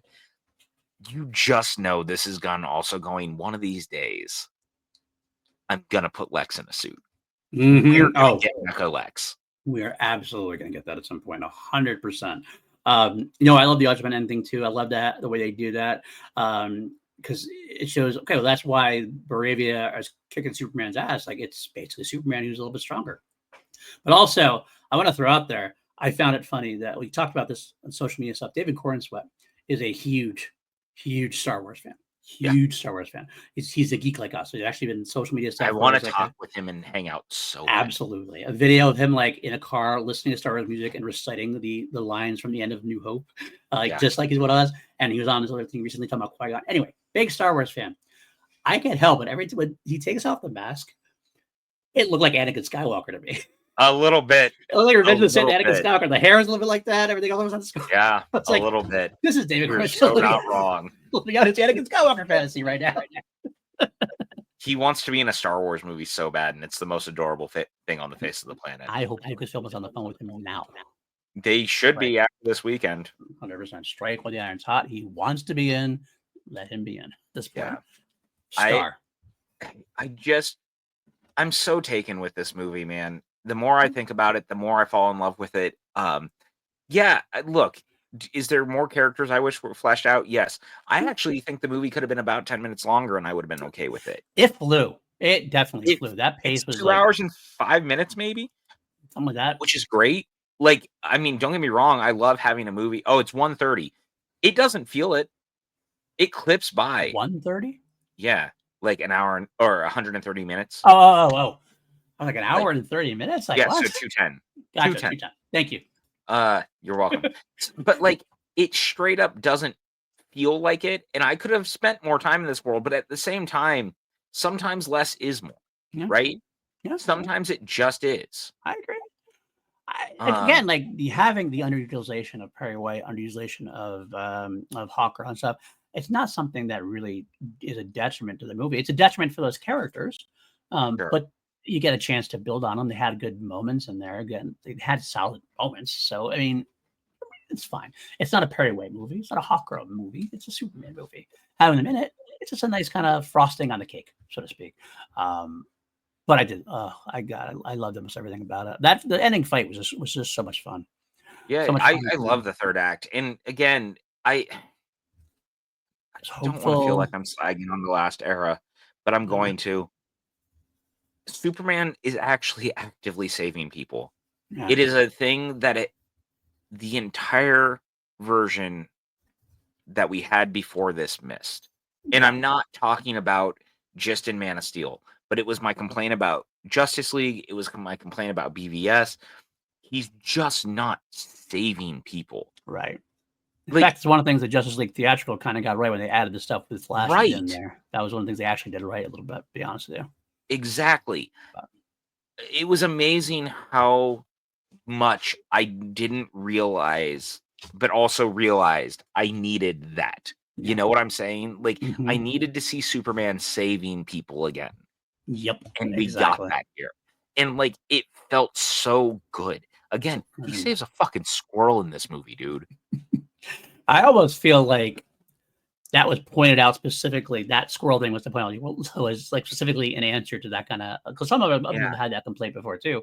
And it's like he's not only saving people, he's saving squirrels in this one, let alone everything else. Right, exactly. He's like legitimately actively trying to save And they everything. had like several moments like that where it was about, like, for example, like when he's fighting the kaiju and all of a sudden the kaiju starts going back in the building. He goes back. There's a mess. Everybody okay? All right, we're good. Yeah, All right. And he starts yelling at guys like, guys, be careful. Like he's right. really seriously There scared of everybody. there has to be a better way to do this. And he Right. also doesn't want to kill the kaiju. Yeah. He wants to save it. Yeah, 100% there. Or at least euthanize it less painfully because they did deserve it. Yeah. Like, it's so good. It, Such a powerful it's moment. a character. It's powerful. Mhm. It's the character. This is Superman. And I Mhm. know that some people don't want to hear that. I get I it. I know that you don't want to hear this. But the truth of the matter is this is who the character is. Yes, you can like the Cavill version. No one's saying you can't. We're not trying to take that away from you. If that's your But Superman, then that's your Superman. That's fine. the truth of the matter is this is Superman. Right. That sounds so gatekeepery, and I don't mean it to come across that way. But like this to me is the Superman comics that I was reading growing up. This is the Right. character that I've come to love, the character I've come to know, the one that came to the world. And that great twist on he didn't hear the entire audio, right? Right. Of what his Kryptonian parents say to him. Right. And yet he thought he was sent here to do good. They clearly wanted him to like rule over Earth and all this stuff. And then you watch it and you watch him and how broken it makes him feel. Because the truth of the matter is all he wants to do is do good. He wants to help people. He wants to make them feel like they are cared for and taken care of. And it's powerful and it's good, and this is who the character should always be. So it is no shock to anyone listening to this. You said it up top. This movie is 11 out of 10 for me. It's not that it's a perfect movie. It's a movie that fully captures the character in a way that I never thought would be achievable in a way. This is a version of the character that fights kaijus while saving squirrels, who hangs around with Crypto the Wonder Dog, who has a relationship with the JSA, who is functioning as a reporter, who does all these things, who has a beautiful girlfriend in Lois, who is so tough as nails that she hangs out with the JSA and helps save him. That is this character, man. Like, this is Superman to me, and I've waited my entire life to see this version of the character on the big screen. Yes. Boom. Yeah. And again, your Superman might be different, and that's fine. We all have our own Superman. Maybe you only want to read the serious, dark takes on it, and that's your choice, absolutely. And I am sorry that you don't get to continue on with your journey, but I can't help but be giddy, getting this fun, adventurous, comic booky Superman that I grew up with. And I am so excited for Supergirl now. Yeah. I was so like, it seemed like a weird step in some capacity to have it as the next movie, but when you realize that like Craig Gillespie is directing it, the dude who did Fright Night, and the guy, Lars in like the dude is so talented. He's an amazing filmmaker. Right. And you've got a great cast. Gunn is producing it. Now we know Crypto will be in it. Yes. Which I love. I think it's actually going to be it's an interesting second step. It's not necessarily where I would have gone, but I don't hate it. And I'm more excited now than I was previously when it was announced as the second film. I'm with you partially. I will say that I was not terribly excited, but I was like, okay, cool, we'll see. I am more excited now for seeing this. Like I said earlier, like now that I've been dropped in this universe, I want to explore everything. I want Right. every angle. I'm excited about the next project. In fact, I made this making this announcement now. I talked about it before. This is the first time I think we're doing a show where this is going to be ending a season of our podcast, but it's also going to be the beginning of a new season as well, because we're going to cover the DCU moving forward. This is going to be our first podcast of the DCU. Yep. All the movies that come out in theaters, we're going to go watch them and make that part of this as well. I still question whether it's the right move to make yet. I kind of feel like there's a part of me that says we should still be establishing some more of the bigger names first before we get into something like a Supergirl, potentially. I am curious to see if there's enough, because Superman, let's be honest, it did extremely well, but it is a reboot. So it's a first film in a new franchise, which is going to be a draw. it's a Superman film who has the name, which is a draw. It's that first step. So this was going to be like, this was going to be successful one way or another, we think. And if it wasn't successful at all, we'd be in real problems. But now to follow it up, you're going to put Supergirl. This is the real test to see if Superman was successful enough with the casuals and everything else to bring them along on the journey to go with Supergirl next. I think putting Supergirl in this movie was the smartest thing he could have done to at least say, here's the character. She's got a movie coming out. I'm not 100% sold that's the right decision. I still kind of feel like there's bigger names to be had that will kind of like really establish the DC universe as a whole before you get into some of these things. Like, I'm not sure Supergirl and then like a Clayface movie is the way to go per se. I'm excited. I love Clayface. I love good horror. It's a Mike Flanagan script. We're big Flanagan fans. Love that. Yeah. But business-wise, I'm a little concerned. I'll say this. The one thing I'm excited about with the Supergirl in particular is that the way that Gunn has been talking about it, he was calling it like a sci-fi epic. Yeah, he actually said Star Wars. Yeah, Star Wars and it's like, I love also that we're getting, Jason Momoa in it. It's Lobo. And that honestly might, outside of just, I'm very looking forward to seeing how it comes together. Again, I think Craig Gillespie's a very strong filmmaker. I think he's very cool. It's got an interesting cast, but like, I know that Jason Momoa has wanted to play Lobo his entire life. Mm-hmm. And I think it's going to be one of those like almost transcendent performances this is a person living their like dream role. Mm-hmm. And I cannot wait to see it come together. I think it could be phenomenal. I'm not worried about being good. I think it's going to be great. I really do. At this point, watching this, I think that James Gunn's smart. He knows what he's doing. Yep. It is interesting, though. Obviously, James Gunn's not directing, which we've always had the faith is. Now we can see. Now this is the first time we really get to see James Gunn in the Kevin Feige role of I'm going to look over this film and somebody else is directing the film. Craig Gillespie is strong, no doubts there. I'm just saying, but like seeing him as a producer, showrunner, as you were, instead of being a director, this is where the first test is going to come in. Like I said, the only hesitancy I have is like with the casual audience to say this is what your follow-up's going to be. I know Warner Brothers are going to be pushing for a Superman 2. I think quicker than later at this point. I don't think you need a Superman 2 as much as you need like one of those big names. You need like a Wonder Woman or a Batman or like some kind of bigger character like that to really kind of solidify things. But we'll find out what happens for that soon. I think it's really interesting that Supergirl was not even planned to be the second movie, and then the script came in, and Gunn loved it so much that he moved it to the jockeying position, and he was like, "We're doing it." And so I think that bold choice. It's a bold choice. Yeah. And fortune favors the bold sometimes. It is what it is. So I'm not. He's never been known for playing it safe. I'm not against it at all. I think it's an interesting decision. I'm looking forward to it. I am too. To see what happens. I'm looking forward to seeing how it does. Hopefully, I'm hoping that it brings people along like it should be. Should be good. Let's see what we got here. I got a couple of things. Oh, here's a big nitpick I had. So the sequence when they go to the Fortress of Solitude, Lex with the engineer. Mm-hmm. By the way, the engineer also underutilized, and I feel like I know the engineer is part of the Authority.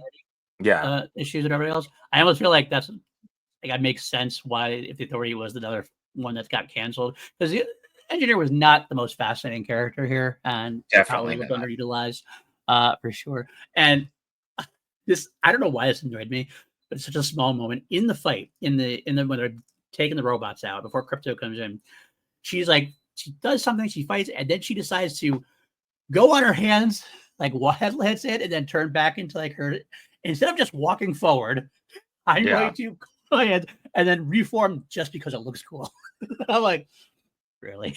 That's fair enough. Like I get it. I kind of liked it just as like a visual thing, but I get it. It's like, why didn't you just walk 2 steps? Like, there's no reason for you to do that. Like if she was falling, like if she had fallen, like knocked down and that happened, cool. Like you're just like, I'm just gonna walk and go. That's fair. I'll allow it. I did like that, so that's fine. We didn't really talk about Pa and Ma Kent. It was an interesting choice to play them very. No, they're just they're people. That's it. But they definitely play them far. It's definitely the most closest we've had to like country bumpkin than we've had before. So here's where I push back on that a little bit. Okay. I've heard people say that, and I don't necessarily agree with that assessment. Okay. I think that it's not necessarily that they're country bumpkin. I think that they're just played as older parents who don't, because they're like, dude, I deal with people out here, older people who don't necessarily understand technology or need to deal with things. So like the whole her yelling into the phone and stuff, that's just real life. Like It older is. people don't get technology sometimes. And her being like Ma Kent being the one who's like, Jonathan's just a big old mush, like, especially when it comes to Clark. But at the same time, his speech to Clark about why parents are there is arguably one of the Oh, best Pa Kent speeches ever done on film. I could not agree more. Like Yeah. I teared up during that. Yeah. I don't know when I was saying the country bumpkin thing. I wasn't saying it was necessarily a bad thing. I'm just No, saying no, it does come across a little bit more like they have the heavier country accents and different that I sort of, don't disagree with. It's kind of like it's definitely just differently than anything we've ever seen on screen. Sure. That's all. That I will agree with. I just think that there are people who are like slagging on it almost for that. Yeah. And I think that's weird because at the end of the day, I'm like, I don't really see it as a bad thing. No, because it actually in a way, it actually worked because it kind of made Clark's home life even that much more humanizing. Exactly. Like when you see that, when Lois brings him there, when he's hurt, they bring him into the bedroom, and first pause, oh, is he gonna be okay? Is he gonna be okay? And stuff. But then Lois looks around the room, you see the Buddy Crabjoy poster, Yeah. and everything else, and it's like who she said was terrible, by the way. She said terrible earlier on the film, but she smiles. She realizes this is a moment where of nothing else, of every other conversation they've ever had, this is what's humanizing it to her too. He's like, wow, he got a childhood. Just like that, and these are his parents. Wow, that's beautiful.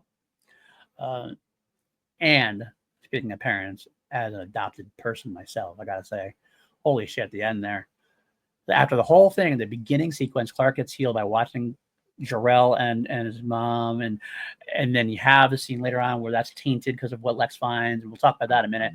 But then at the end, where so those are evil now. They play at the end he finds his parents soothing, and just all these pictures and videos come up of Ma and Pa Kent as his parents, and him watching it and happy and sunlight there, and and again the usage of music, right? Punk rock of it. Yeah. Oh, so good. It's such a shining moment, dude. It's just so good. Like, I don't know, man. It's just one of those. It's just so good. It is. The whole movie is just so fucking good. What did you think about the Jor-El twist? I don't mind it, and I'm sure that it'll be expanded on more. I think some people have definitely been against it. I've heard some chatter about that. It's actually been done in the comics before too. It's a comic source. Again, it's James Gunn picking, cherry picking different things from the history of Superman and making one big thing out of it. I'm okay with it too. I think it's an interesting angle to go for, and it could be something we see more of in the future potentially. There could be more to it for sure. But I think it worked as a plot device. I think it worked. It didn't really kill anything I needed to know. It was still. It actually twisted it and it made him more human again. It said made him more human, having this humanized humanized adopted parents and everything else. So I was okay with it as well. Yeah. Let's see. Anything else? Anything else you want to bring up? Anything else we haven't? No, I feel like we mostly touched on everything that I can think of. I think so too. I said this before before I hit record. I always hate doing this. I hate doing this covering movies we just watched the movie theater where I haven't been able to take notes. I'm not going to take notes while I'm watching a movie in the theater. I'll do it at home when I'm, in my bed or on the couch. But I always see I forget something because I always write down notes. Just oh, make sure you remember this. Make sure you say this. I can't do that. But having seen the movie 3 times, I think I've covered enough as well. I don't even have any more. Oh, the only other note I had though is when Superman finds that right after he comes. The message gets out there, and Guy Gardner, and they have the comment, the moment in the bank or whatever after where everybody's around him, and Green Lantern puts the window up, and they have this confrontation where Superman's learning about his parents' real message. Yeah, and he bolts to the Fortress of Solitude, finds that Crypto's missing, and he bolts to Luthor Corps, and just breaks in, and the way the door just kicks where's in, the dog? Explodes in. You're like, holy shit. And Lex on that mark. Oh, great moment. How he just plays completely chilled, not frightened out of his mind, flipping the desk, like flipping the desk and everything else, acting rabid just like Lex wants. I love the cup, where stupid red dog in a cave. You're like, oh, Lex. Good moment. And I also have to point out one other thing. I definitely have to point this out. Tim actually mentioned as her highlight. I was like, oh, interesting to me. Lex's speech about envy. Yeah. It's so good. So powerful.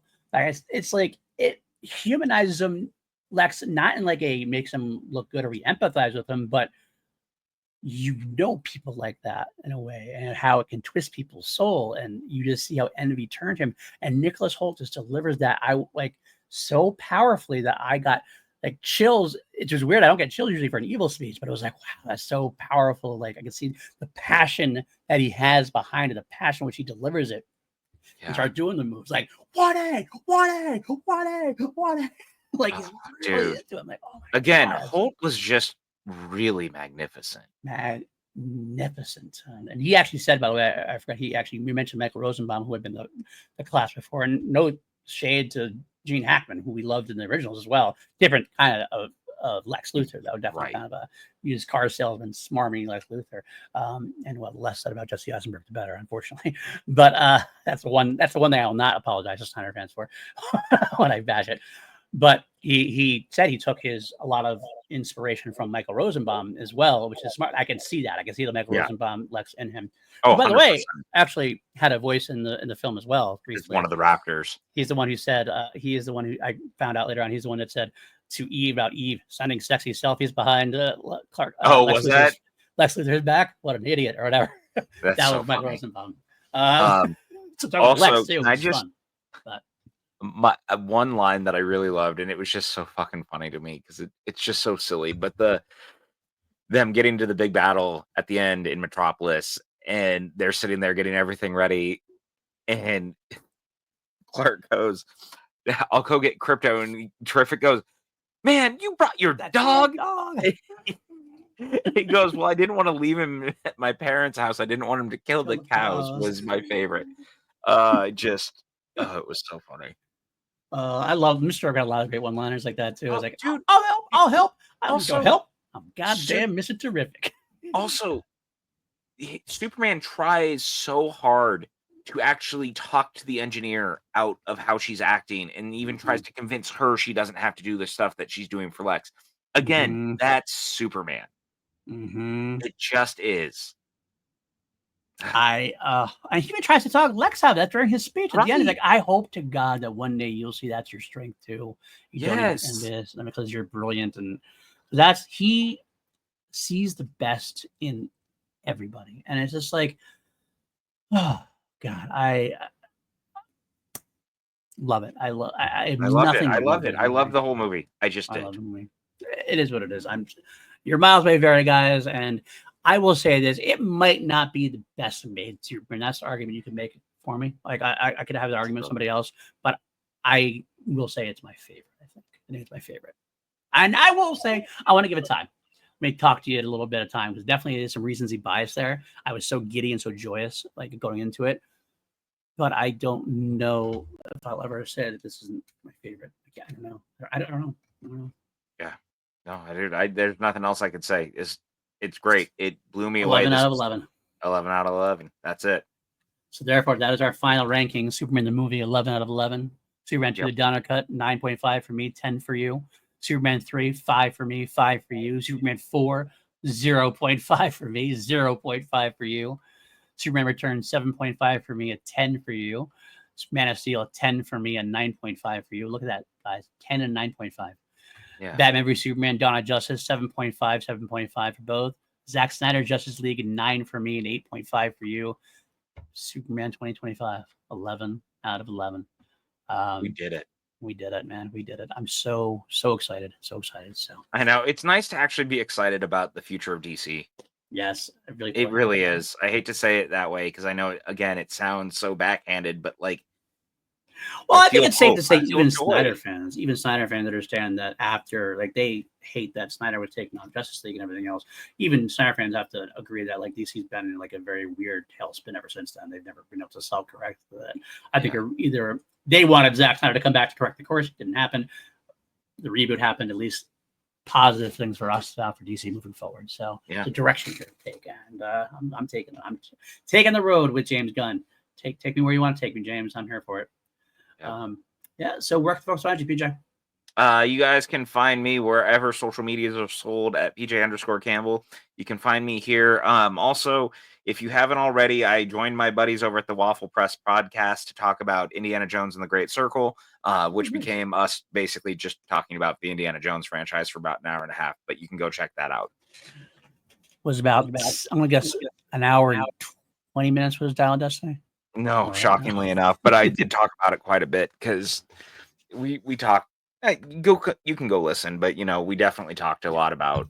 I think that people are harder on 4 and 5 than they should be, and it was just actually us talking about like the Great Circle game, but also kind of just the franchise overall and like where we would like to see it go and things like that. It was a really good conversation. It was supposed to be mostly about the game. It ended up being about a lot more in the end, which was a lot more fun. There you go. You can find me at Polish Newsy on Blue Sky as well. You can find me all over this channel, obviously, PLD Projects. I have a Patreon, which PJ mentioned before. We are doing the Marvel MCU on there.